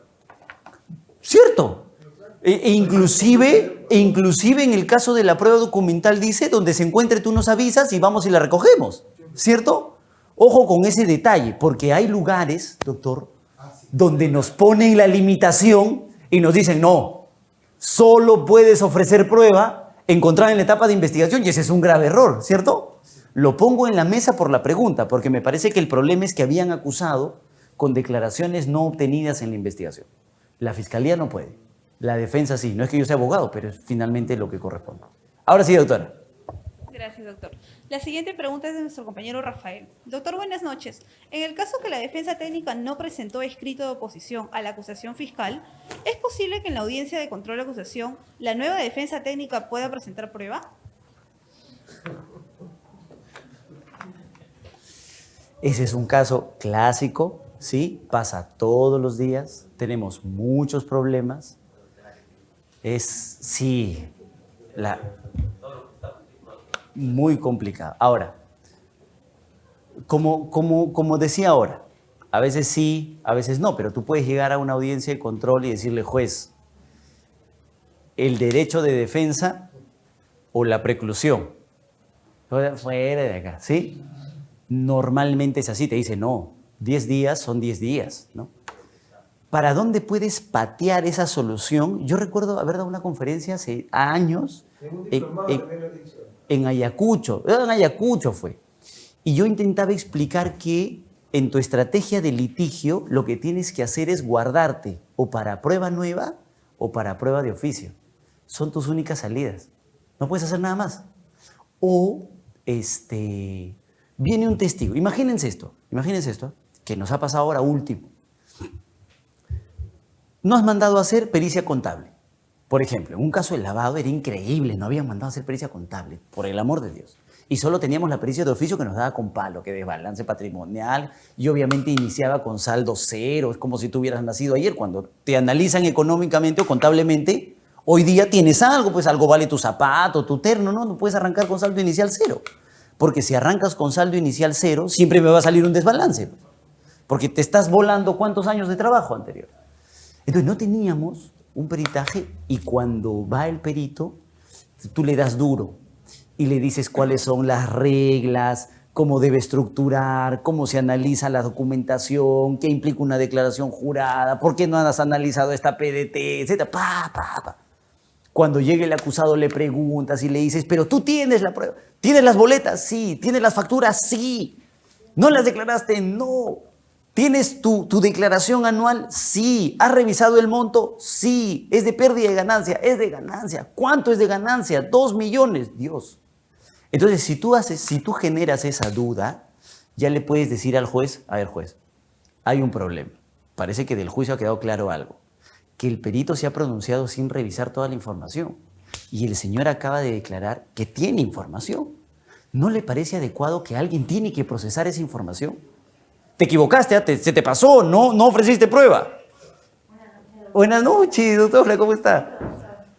Entonces ahí tú le puedes decir al juez, hay un espacio que está quedando vacío, tiene que usted actuar prueba de oficio. Y salvas un poquito ese momento en el que se te olvidó, te pasaste, etcétera, y ya a través de prueba nueva, a través de prueba de oficio puedes lograr. Es la única solución. Pregúntenle a cualquier litigante.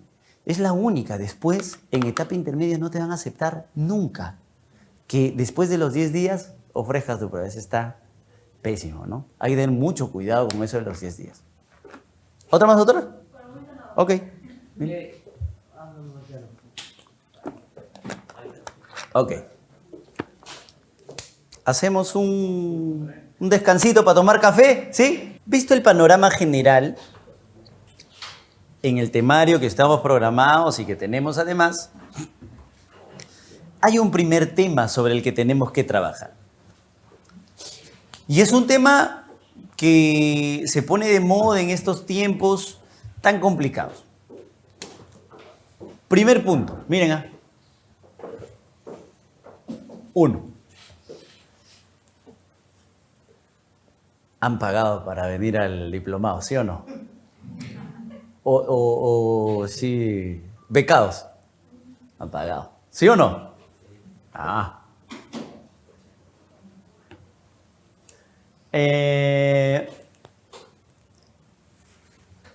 Imagino que no viven al costado, ¿no? Vienen de diferentes lugares, ¿cierto? Probablemente algunos de muy lejos, alguna de mediana distancia, probablemente algunos inclusive de otras ciudades, ¿sí o no? Vienen, ciudades y con fuerza, viven lejos. Esto ha arrancado 6:45, 7, ¿cierto? ¿Hora punta en Lima o no? Yo venía del centro, escándalo para salir de allá. Hora punta. Probablemente algunos hayan venido en taxi, probablemente algunos hayan venido en su propio carro, probablemente algunos hayan venido en bus, ¿cierto? En hora punta, ¿sí? Se han transportado hasta acá. Como que a las 7, 8 ya unos agarran cansados, venimos trabajando. ¿A qué hora han salido de casa? 8 de la mañana, 7 de la mañana, 6 de la mañana, ¿no? Y regresarán plan de 10, 11, si es que no se pierden por ahí. Pero ustedes llevan todo el día trabajando y aún así han venido en la tarde. O trabajando o estudiando y aún así han venido en la tarde, ¿cierto? Ustedes realizan actividades adicionales. Oigan, hay un detalle. La experiencia a mí me dice que normalmente alguien que hace todo esto es alguien que quiere aprender. ¿Sí o no? O sea, es una cuestión absolutamente natural. ¿Cómo puedo llegar a esa conclusión? A través de mi experiencia docente. Porque les cuento, yo dicto clases en diferentes universidades, pregrado y ahora posgrado. Claro, tengo alumnos que... María Díaz. ¿María? ¿María? Y ahí está María, o sea, está con la cámara apagada y todo. ¿Qué estará haciendo? ¿Entendiste el procedimiento de la prueba pericial, Carlos? ¿Carlos? ¿Dónde está? Sí, las clases son virtuales, está en su casa, está en la pichanga, está en el centro comercial. Por eso que yo odio las clases virtuales. No me gustan. En la pandemia un poco que aceptaba uno que otro evento virtual, pero ahora nada virtual. Nada, cero. No me gusta. Porque mi experiencia me demuestra que normalmente es un poco, por la regla general es que a nivel pregrado es muy complicado trabajar en clases virtuales. Y encima dictas litigación oral por Zoom. Es como aprender a nadar por YouTube, pues, ¿no? Entonces, a partir de mi experiencia, yo puedo llegar a esa conclusión. Vamos a llevarlo a un caso en concreto. Oiga, es un ejemplo, nada más. 1. Los funcionarios públicos se reúnen a escondidas con los empresarios. ¿Vamos? Es un ejemplo. A escondidas, de noche, ¿sí? Con sombreros, ¿no? Es un ejemplo. A escondidas. 2. Los empresarios que se reunieron a escondidas con los funcionarios ganaron licitaciones. ¿No? 3. Esos empresarios que se reunieron con los funcionarios no tienen experiencia en contratación. Antes ganaban 3.000 soles, ahora ganan 3 millones. ¿Sí? No tienen experiencia. 4. Nunca cumplieron con el trabajo. Tenían que hacer un colegio, nunca lo hicieron. ¿Sí? 5. Los funcionarios públicos, ahora hemos levantado su secreto bancario, ¿sí? Les depositaban 100 antes, ahora son 100.000. ¿No? Entonces, pregunta. ¿Podemos sacar una conclusión de esto o no? Sí, claro, normalmente sí. Porque aquí probablemente existe un caso de colusión. Esta gente se ha puesto de acuerdo. ¿Cierto? Es un ejemplo. O sea, ¿qué es posible que en un sistema como el nuestro trabajemos así? Claro que es posible. Eso es lo que nosotros conocemos como la prueba por indicios, ¿cierto? Yo no podría decir que esta es una situación absolutamente excepcional. Y es mentira. Esta es la regla general de la actividad probatoria en un país como el nuestro. Tú normalmente no tienes la prueba directa. Tú no tienes el video realizando el disparo. Tú no tienes el video donde están chapando la plata. Es excepcional. Hemos tenido también, ¿no? Pero es excepcional. Entonces, lo que la teoría de la prueba te dice es lo siguiente. Tú puedes construir tus razonamientos de esta manera. Primero, pero te voy a poner límites. O sea, tampoco es que lo vas a hacer pues como si hablaras de las clases y los alumnos. Tenemos que ponerte límites, no puede ser tan fácil. Y te dice, vamos a estructurarlo de 3 formas o en tres momentos.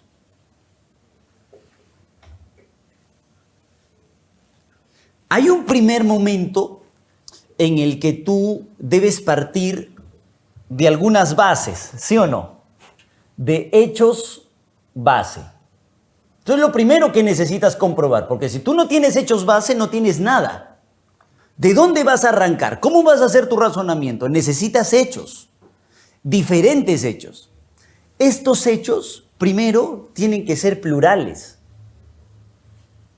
Tienes uno, tienes el transporte, tienes hora punta, viven lejos, han pagado, ¿sí? Estos son escondidas, ganaron, no tienen experiencia. Nunca hicieron el trabajo. El funcionario eres millonario.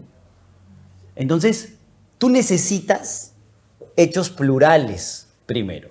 Ese es un primer límite, ¿eh? Pero muy excepcionalmente, pongan ustedes delitos de violación sexual, por ejemplo, te permite tener un solo indicio.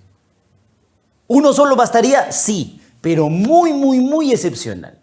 Es más, yo no he visto un solo caso donde se haya ganado con un solo indicio. En la práctica peruana yo no he visto. En el papel aguanta todo, pues ahí hay un montón de teoría. Pero no he visto un caso en el que un solo indicio te haga ganar un razonamiento como este. Entonces, en principio, tú lo que necesitas es pluralidad. 1.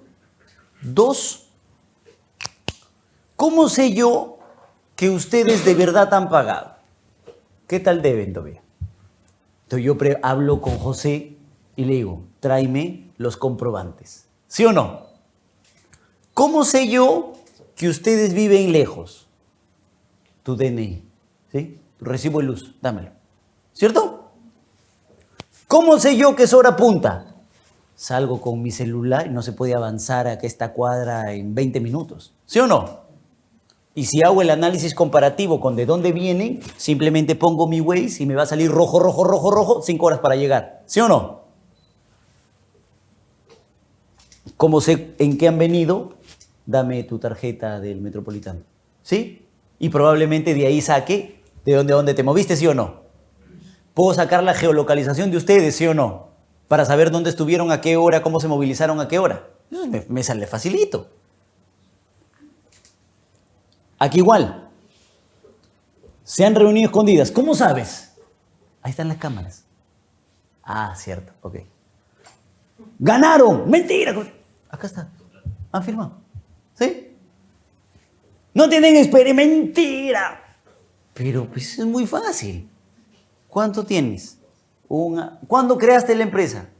Hace un mes. Ah, ok. ¿Y tu experiencia? ¿Cuántas licitaciones has tenido? Un informe que hice por ahí. Ah, ¿y ahora has ganado una licitación de 3 millones? Interesante. Pues pasara. Oye, no han hecho el trabajo. No, mentira, sí hemos avanzado. A ver, hay que llamar al supervisor de obra para ver qué dice. ¿Y el residente? ¿Sí? Es más, hay que llamar al presidente del comité que te hizo ganar la buena pro. Y el presidente del comité llega y dice, esa no es mi firma. ¿Cómo que no es tu firma? No, yo no participé. Pero acá está. No, esa no es falsa. Ah, hay un problema ahí, ¿cierto? Oye, no, mentira, yo no tengo plata. ¿Y qué? ¿Y lo que hemos encontrado en el baño? ¿Qué? ¿Sí? O sea, lo que les quiero decir es esto. Si tú vas a trabajar con hechos base, primero obviamente necesitas que sean plurales, pero también necesitas que cada hecho base esté probado. Si tú no pruebas cada hecho base, vas muerto. Necesitas probar cada uno de estos momentos, cada uno de estos hechos base, ¿correcto? Acá. 3. Además de que sean plurales, además de que estén probados, oigan, este hecho se une con este hecho. ¿Sí o no? El que ustedes vivan lejos se une con la hora punta. Porque una cosa es vivir cerca, al diablo la hora punta, ¿sí o no? En cambio, si vives lejos, oye, vive lejos, pero además viene en hora punta. Entonces se engrana, ¿sí o no? Se enganchan. La hora punta tiene mucho que ver con el tipo de transporte, porque si ustedes tuvieran helicóptero, les interesa un pepino, pues si viven lejos o hay tráfico, ¿cierto? Y además, ustedes han tenido actividades todo el día. Todos estos elementos se engranan entre ellos. Igual pasa acá. Imagínense, ya, hay escondida, ya, ¿qué importa? Y ganaron, oye, se unen, ¿ah? Pero sí tiene experiencia. Va de lejos. Oye, sí hizo el trabajo. Y además los funcionarios públicos siguen nicios. Entonces hay un problema. Porque has logrado engranar estos dos, pero has roto la cadena en los otros elementos, ¿sí o no? ¿Qué es lo que necesitas? Convergencia se llama. Convergencia entre cada uno de los hechos base. Entre cada uno de ellos. Probablemente tú no puedas probar que efectivamente alguien mandó matar a alguien. Probablemente no puedas hacerlo de manera directa, no tienes el contrato. Normalmente con el sicario no se hace contrato, ¿sí o no? Pero tienes, por ejemplo, la llamada. Tienes, por ejemplo, la ubicación. Tienes, por ejemplo, un retiro de dinero. No, pero eso se lo presté a mi prima. Tengo el retiro de dinero. Voy a llamar a tu prima que dice que nunca te debió dinero, ¿cierto? Tienes antecedentes. Entonces yo puedo decir, oye, este es. ¿Sí o no? Todos se engranan. Cuando todos se engranan, tú puedes llegar a esa conclusión. Pero cuando no hay convergencia, no vas a poder hacer tu unión. ¿Se dan cuenta? Esto es fundamental, ¿eh? Cuando tú tengas esto, tienes esos hechos bases plurales, probados y convergentes, bacán. Ya tienes tú el primer elemento cumplido. Mira, ya tienes tú el primer elemento cumplido. ¿Qué te faltaría? Segundo requisito, aquí, la inferencia. Porque de alguna forma es que todo esto unido te hace llegar a una conclusión, ¿sí o no? ¿Qué es lo que puedes utilizar como inferencia? Tienes, por ejemplo, máximas de la experiencia. Hay una máxima de la experiencia que dice que el que se esconde algo oculta, ¿sí o no? ¿Es una máxima de la experiencia? ¿Coincidimos todos o no? Claro, coincidimos todos, porque, oye, si no ocultas nada, pues lo haces a la luz del día, ¿cierto? Lo haces público, ¿cierto? Hay otra máxima de la experiencia que dice, lo oculto no es transparente, normalmente no es lícito, ¿cierto? ¿Es una experiencia o no? Es parte de la experiencia. Claro, hay otras máximas que no deben considerarse de experiencia. Pues imagínense, la Corte Suprema dice, la dama que lleva pues su tirante rojo, ¿no? Entonces, esas son máximas de la experiencia equivocadas, pero yo hablo de las que son válidas, que tú pones en la mesa y todos coinciden en ella. Caminando llegas, demoras más tiempo, ¿sí o no? Que en vehículo. Es una regla natural. Entonces, lo que tú tienes que hacer cuando hagas esta construcción es decir, ¿cuál es la máxima de la experiencia que vas a utilizar?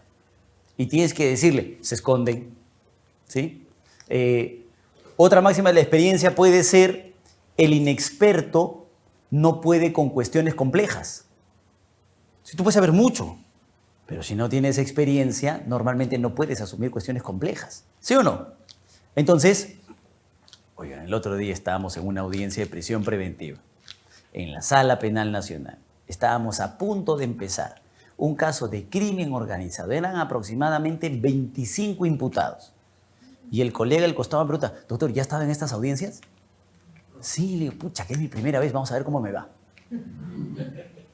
Claro, normalmente para ese tipo de situaciones hay que venir en evolución, ¿cierto? O sea, la complejidad la vas asumiendo a través de la experiencia. Entonces, tú necesitas utilizar una máxima de la experiencia que te permita unir todo esto para llegar a tu conclusión.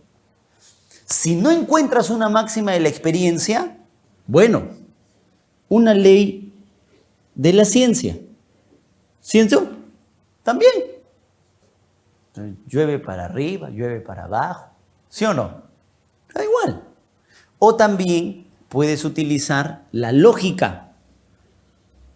También es posible. ¿Estamos? Pero la cosa es que tú necesitas una inferencia, alguna forma. Y que todos estos hechos bases probados, convergentes y plurales, a través de esta inferencia, te lleven a la conclusión de que ustedes quieren aprender o que de aquí hay éxito. No podemos concluir nunca que hay delito, ¿no? Pero lo que vamos a concluir es un hecho. Aquí podríamos concluir que hay un acuerdo, ¿no? Que eso luego va a ser considerado delito, etcétera. Pero en principio, lo que puedes concluir son hechos. Esto de aquí es lo que nosotros conocemos como la construcción de la prueba indiciaria. ¿Estamos de acuerdo? No parece ser un aspecto problemático. Se hace problemático cuando estás en el caso. Cuando ya tienes la carpeta, cuando ya tienes el expediente, entonces la teoría a veces te nubla, pero tienes que recordar siempre. Probablemente tengas que hacer tu tablita, como la hemos hecho ahora. Hecho 1, hecho 2, hecho 3, hecho 4, hecho 5, vas probando, ¿sí? ¿Y tu trabajo cuál es? Si eres fiscal y vas a postular prueba indiciaria, ya, hecho 1. ¿Cómo lo vamos a probar? Chicos, ¿qué tenemos? ¿La cámara? Sí. ¿Testigos? Sí. ¿Perito? No, perito no necesitamos. Ok, vamos con el 2. ¿Cómo lo vamos a probar? Ahí sí necesitamos peritaje. ¿Por qué? Para saber si vive lejos, pues. Hay que levantarle secreto a las comunicaciones para sacar su georreferenciación. Ah, perfecto. Igual, hecho por hecho, hecho por hecho. Descartar además contraindicios. No deben existir contraindicios, ¿ah? No vaya a ser que, oye, acá dice vive lejos. ¿Por qué? Porque su DNI dice que vive lejos. Y resulta que no. ¿Ustedes acaso viven donde dice su DNI? Mentira, ¿sí o no? Probablemente alguien viva acá a 3 cuadras, pero no ha cambiado su DNI. Entonces hay un contraindicio. Eso tampoco puede pasar. Hay que verificar que no exista eso. Haces tu inferencia y llegas a tu conclusión. ¿Estamos de acuerdo? Hasta ahí no hay problema. ¿Cuál es el tema? Hay un aspecto problemático que viene analizando la jurisprudencia peruana sobre este tema, que es, ¿y quién debe plantearlo así? ¿Eso debe hacerlo el fiscal? O imagínense que el fiscal no lo hace así. El fiscal dice cualquier cosa, plantea su acusación, te lleva a juicio, te pide prisión, etc. Y el juez agarra y dice, bueno, la acusación por ahí está desordenado, pero yo, como he estudiado en Ejeput, hago mi tablita. Yo hago la construcción. No me estoy saliendo de la base fáctica que el fiscal está planteando, ¿ah? ¿Sí? Estoy trabajando sobre la base que el fiscal está planteando. Pero yo estoy haciendo la construcción. Ese es un tema que aún no logramos resolver. Acá, por lo menos acá. Porque algunos sostienen jurisprudencialmente que es el fiscal el que debe plantearlo. Y si el fiscal no lo plantea así, el juez no puede construirlo así. Está prohibido. Porque ¿quién es el que postula? ¿El fiscal, sí o no? Ah. Y hay otros que dicen que el fiscal postula hechos. Él no tiene que hacer esta construcción, él postula hechos. Y el juez valora esos hechos y valora la prueba. Entonces, como la valora, él puede hacer su propia construcción. Entonces, donde está la diferencia es ¿qué es la prueba indiciaria? ¿Qué es la prueba indiciaria? La prueba indiciaria es un medio de prueba o un método de prueba o es un sistema de valoración de la prueba.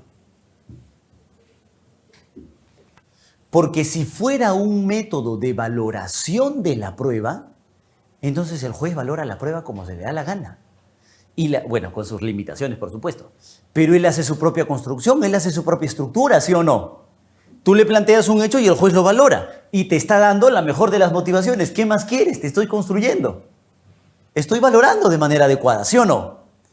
Pero si se trata de la postulación de la prueba, si se trata de un método de prueba, entonces el juez no es que pueda construirlo él, es que el fiscal tiene que plantearlo así. El problema, ¿saben cuál es? Que ustedes van a encontrar para uno y para otro. En el Perú, el Tribunal Constitucional tiene pronunciamientos en los que ha dicho: el juez no debió construir prueba indiciaria. El juez no debió construir prueba indiciaria en la sentencia. Está mal. ¿Por qué? Porque el fiscal no lo postuló. Entonces, nula la sentencia. Y es un punto a favor, es un gran punto a favor. Yo he tenido casos donde el fiscal en su requerimiento acusatorio no dice que postula prueba indiciaria. No dice, ¿ah? El juez saca su sentencia y dice, se condena sobre la base de prueba indiciaria. Y nosotros apelamos y decimos, el juez no puede hacer eso, esa sentencia es nula. Cuando no me queda de otra, normalmente eso es lo que planteamos. Y hay salas que te dicen, efectivamente, el juez no puede hacer esa construcción si el fiscal no lo postula. Hay otros jueces que te dicen, el juez sí puede hacer porque entienden que se trata de un método de valoración de la prueba, ¿sí? Si en algún momento les tocase un caso de esta naturaleza, creo que puede ser un aspecto para batallar, ¿no? Para discutir que los jueces no deben construir temas de prueba indiciaria, ¿de acuerdo? Por ejemplo, miren, lo pongo bien sencillo. ¿Vieron la audiencia de prisión? ¿Cierto? ¿En algún momento el fiscal dijo que postulaba prueba indiciaria? Nunca lo dijo. Nunca dijo estos son hechos base. Nunca dijo que son convergentes. Nunca dijo que no existen contraindicios. Nunca dijo. Nunca. Pero si ustedes revisan la resolución, el juez dice indiciariamente está aprobado. 1, 2, 3, 4, 5. Las máximas de la experiencia dicen, literal, dice el juez. Ustedes pueden estar de acuerdo o no con la resolución, pero el juez hace una construcción de prueba indiciaria sin que la fiscalía lo haya planteado así. Entonces, a mí me parece eso, por ejemplo, absolutamente incorrecto. Si el fiscal no lo postula, el juez no lo puede construir. ¿No? Porque se supone que ese es uno de los rasgos que nosotros queremos abandonar. Y entender que se trata de un método de valoración de la prueba hace que nos mantengamos en un sistema del que hace tiempo queremos salir. Ese es un tema que puede servir en algún momento. ¿De acuerdo? Ok.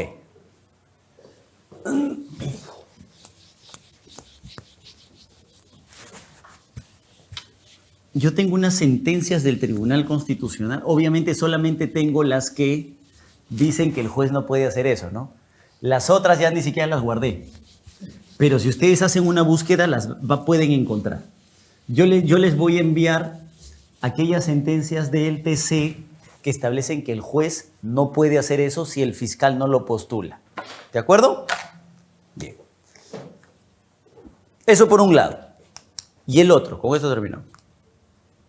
Habíamos dicho que normalmente la actuación de la prueba se realiza en la etapa de juicio.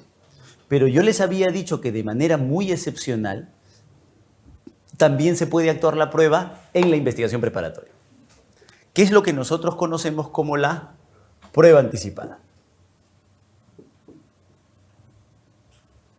Anticipas la actuación de la prueba, ¿sí?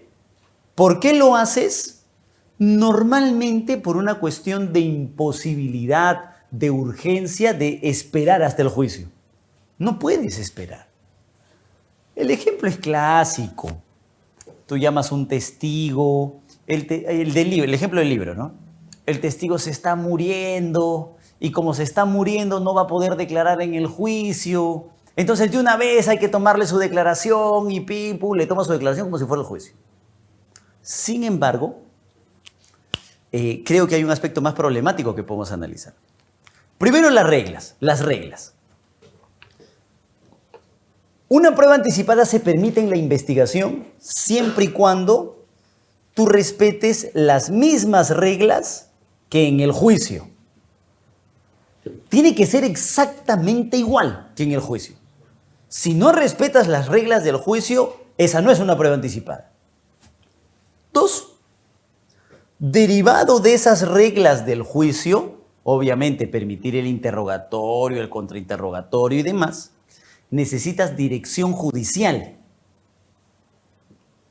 Ojo, estás en la investigación preparatoria, pero de manera muy excepcional vamos a establecer que es un juez el que dirige este acto. Sé que el fiscal dirige la investigación, pero este acto lo va a dirigir el juez, ¿correcto? Sí. Y 3, obviamente necesitas respetar el derecho de defensa, porque sin defensa no hay construcción probatoria, sin defensa no hay actuación probatoria, eso es imposible. Estas son las reglas. Entonces, ¿qué es lo que tienes que hacer?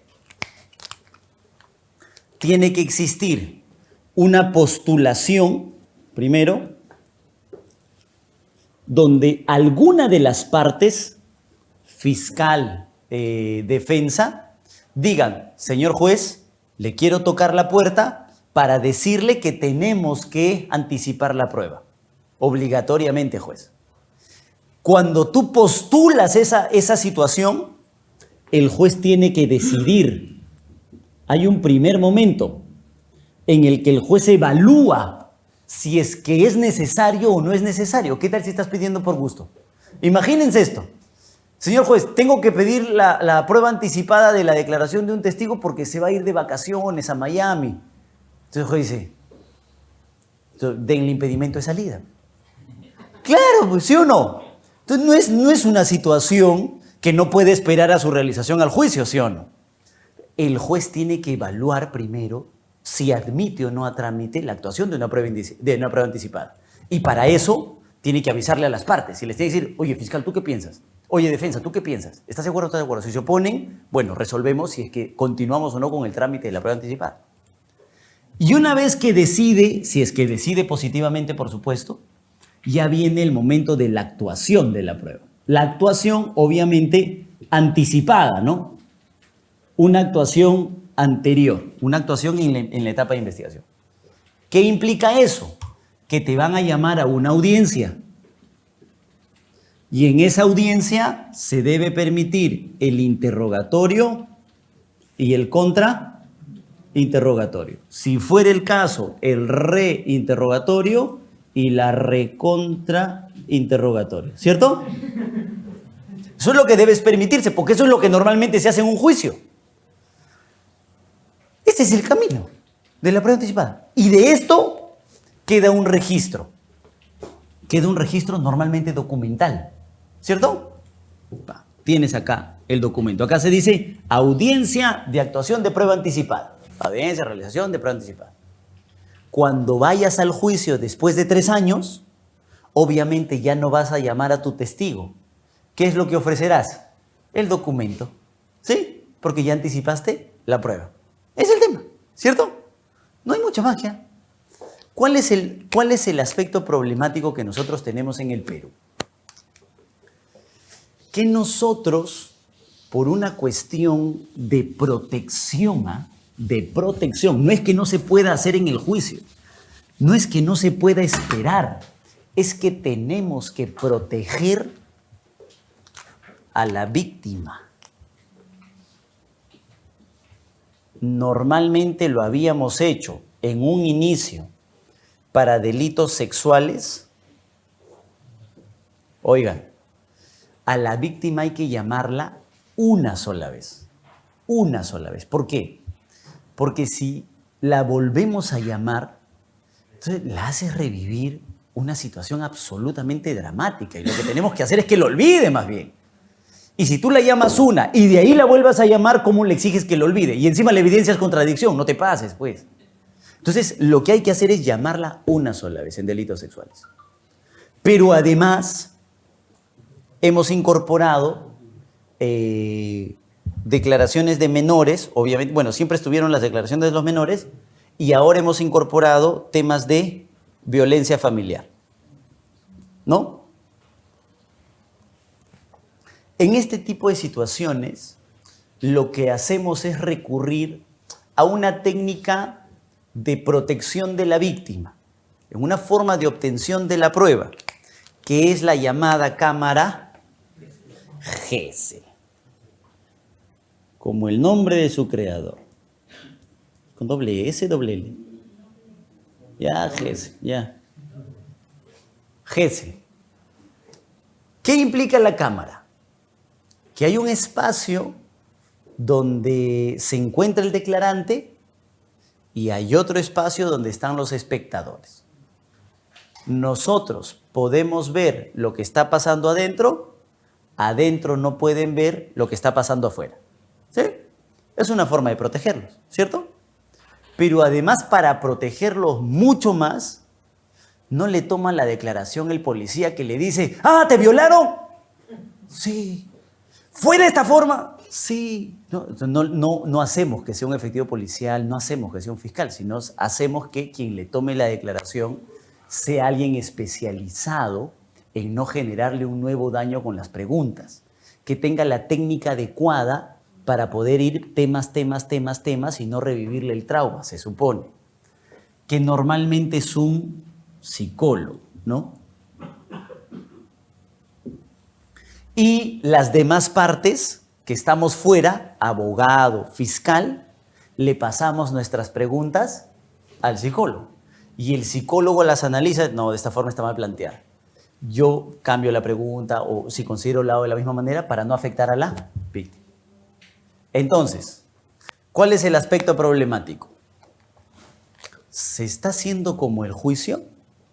Porque nuestro debate es si es que esta declaración en cámara Gesell es propiamente una prueba anticipada o, de manera diferente, es una prueba preconstituida.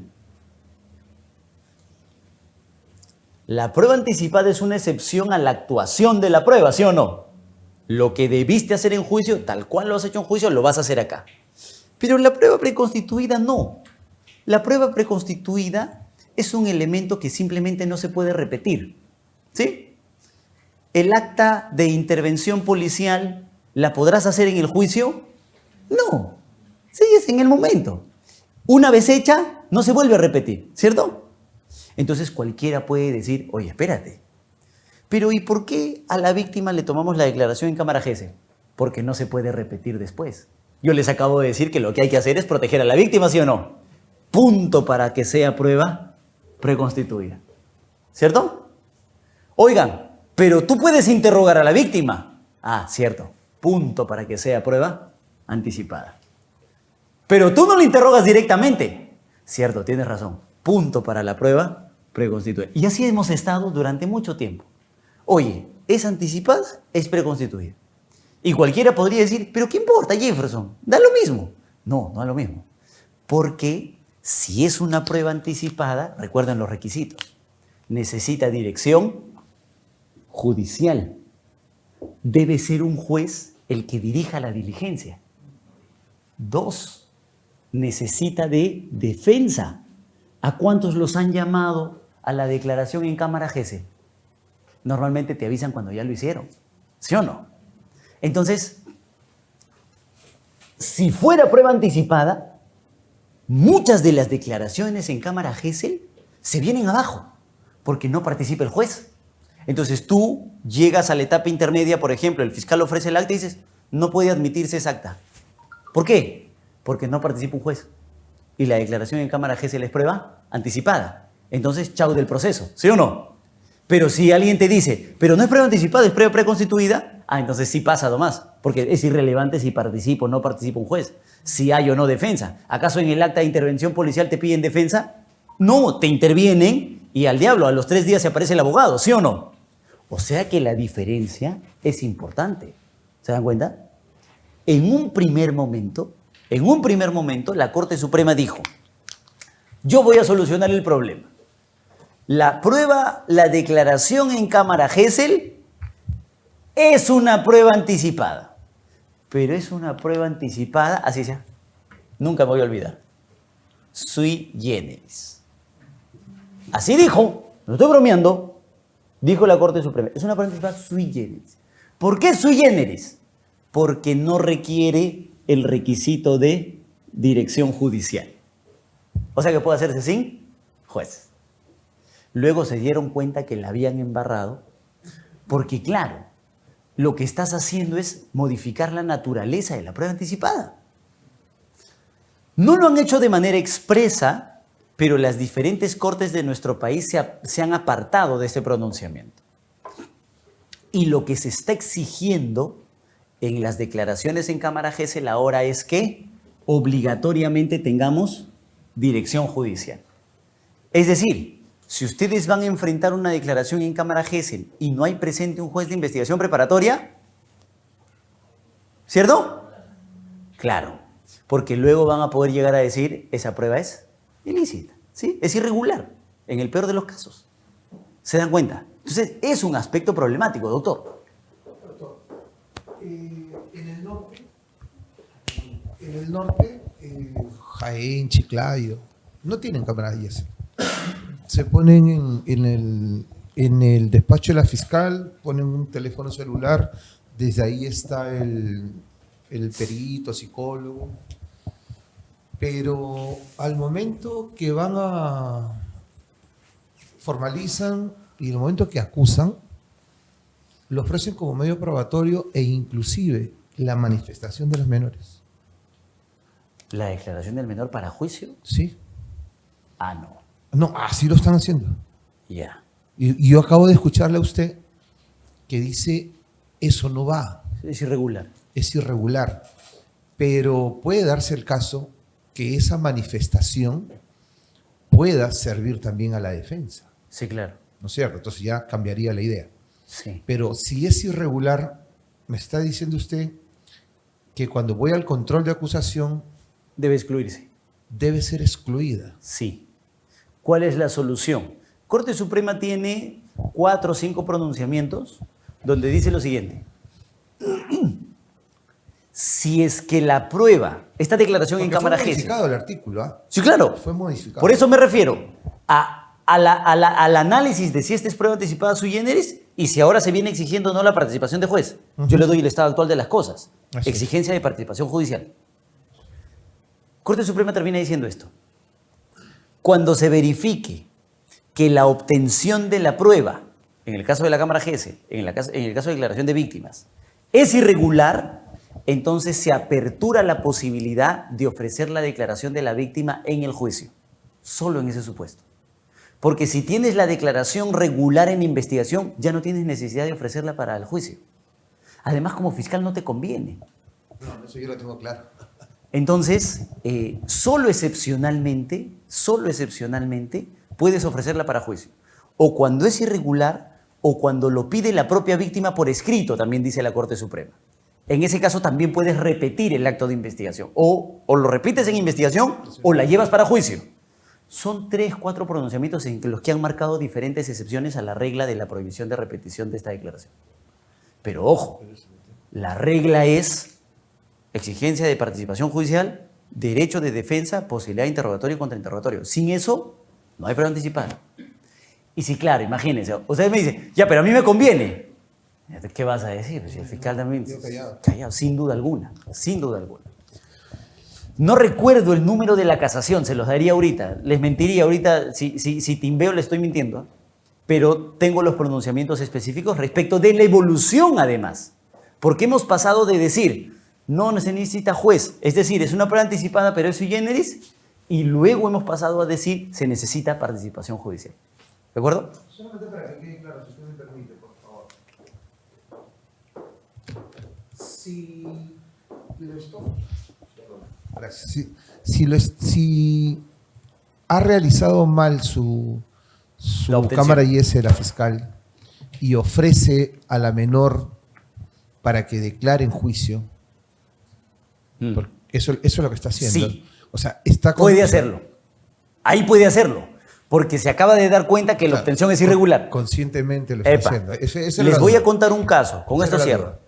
duda. A este sí me acuerdo. Recurso de nulidad 420-2016 Cajamarca. A veces se me da. 420-2016 Cajamarca. Les voy a contar qué pasó. Ustedes lo van a leer. Una chica es violada en el campo, en Cajamarca, en una provincia lejana, es violada por un sujeto. La menor, luego del acto de violación, va a hablar con su papá y su hermano, y su papá y su hermano la llevan a la comisaría. En la comisaría, el policía le toma la declaración, sin participación del fiscal para empezar, sin cámara Gesell, sin psicólogo, sin defensa, sin nada. Le toman la declaración a la menor. Con esa declaración, obviamente, se apertura preliminar, se van a etapa preliminar, abren instrucción, porque es un caso con el antiguo código. Sí. Y a la chica la llaman a declarar en la instrucción porque se habían dado cuenta que su declaración estaba hecha ante el policía, no valía para nada, pues era absolutamente irregular, ¿cierto? No tenía ni presencia fiscal. Ya olvídense de la cámara Gesell, no hay fiscal. La llaman a instrucción, nunca aparece. Pese a esto, Fiscalía decide acusar, van a juicio. En juicio la llaman, nunca aparece. Había pasado tiempo, eso es una cuestión que valora la Corte Suprema, había pasado mucho tiempo. La llaman a juicio, nunca va. Llaman al papá, nunca aparece. Llaman al hermano, nunca aparece. Y cuando arrancan juicio, la defensa dice, ¿a qué hora me absuelven? Porque lo único que tienes contra mí es la declaración dada a nivel policial, absolutamente ilegal, sin participación del fiscal. Y estaban celebrando y efectivamente los absuelven.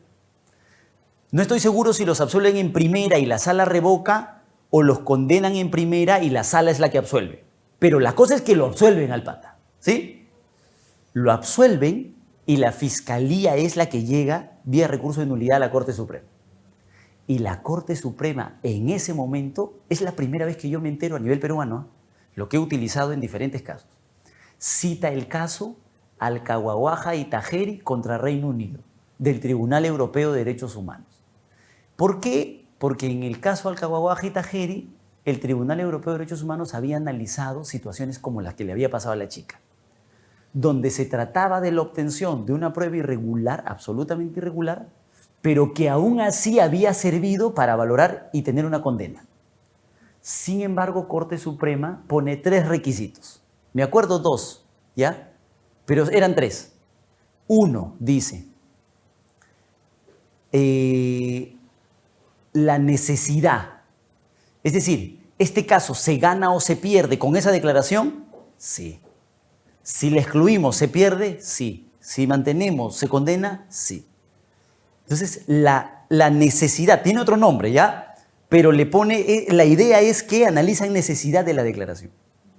Le ponen un segundo requisito, no me acuerdo, me parece que era el tiempo, y el tercer requisito que le ponen es, podemos valorar esa prueba, siempre y cuando implementemos medidas de compensación. Y nace la lógica de la compensación, que yo no conocía, y que conocí a partir de esta sentencia peruana de Cajamarca y que luego me fui a revisar la de Alcahuahuaja y Tajeri, que son como 2, 3 casos que el Tribunal Europeo une porque tenían los mismos problemas. Entonces, ¿qué les quiero decir? Miren lo que ha hecho la Corte Suprema. Pese a tratarse de una prueba absolutamente irregular e ilícita, la ha utilizado con una valoración positiva para condena, que es lo único que te exigía fundamentalmente este tema de la necesidad y te exigía la aplicación de reglas de compensación. ¿Cómo compensaron en el caso? Al pata lo terminan condenando. ¿Cómo lo compensaron? Reducción de la pena, posibilidad de ofrecer prueba pese a que se encontraba en etapa de juicio o de recurso de nulidad. Te estamos compensando. O sea, te estamos afectando el derecho a la prueba. O sea, está bien, sí, pero te vamos a compensar. ¿Qué quieres? Esa regla empieza a nacer en ese caso. Es interesantísimo. 420-2016 Cajamarca. ¿Sí? Hasta aquí. ¿Alguna pregunta, autores? Doctora. Estimado doctor, tenemos una pregunta de nuestro compañero Marlon Arámbulo. Menciona lo siguiente. ¿Es posible, de su punto de vista, realizar prueba anticipada consistente en la entrevista única en Cámara Gesell de una menor de edad en caso de violación de la indemnidad sexual, pero donde no existe a un sujeto identificado, el famoso LQRR? Lo que nos está diciendo es no sabemos quién, pero es que eso es imposible porque, a mí me parece imposible porque la actuación de prueba anticipada, pues yo les ponía los requisitos, es dirección judicial, defensa, interrogatorio y contrainterrogatorio. Sin eso no estás en prueba anticipada, porque ¿ustedes han visto alguna declaración en un juicio donde no haya defensa? No, y se supone que la prueba anticipada respeta las mismas reglas de defensa. En ese tipo de casos no hablas de una prueba anticipada. Es imposible hablar de una prueba anticipada. Si te falta uno de esos requisitos, no estás frente a esa situación. Bien. ¿Alguna adicional, doctora? No. Ok. Bien, doctores. Les agradezco demasiado su atención. De todo corazón espero ser productivo. Si tuvieran alguna duda adicional, si requieren los pronunciamientos de los que hemos conversado el día de hoy, encantadísimos de poder brindarles la información. Ya sea me escriben directamente, lo hacemos acá con la coordinación, ustedes me avisan, ¿sí? Muchísimas gracias. ¿Sí, doctor?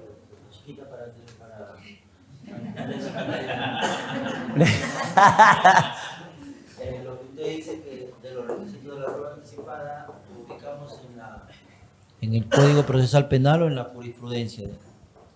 Los tenemos mínimamente mencionados, nuestro código lo menciona y lo hemos desarrollado jurisprudencialmente a partir de este tema de Cámara Gesell. Gracias. Pero ahora va a estar en la plataforma de ejecución. Sí, claro. Muchísimas gracias, doctores. Hasta otra oportunidad.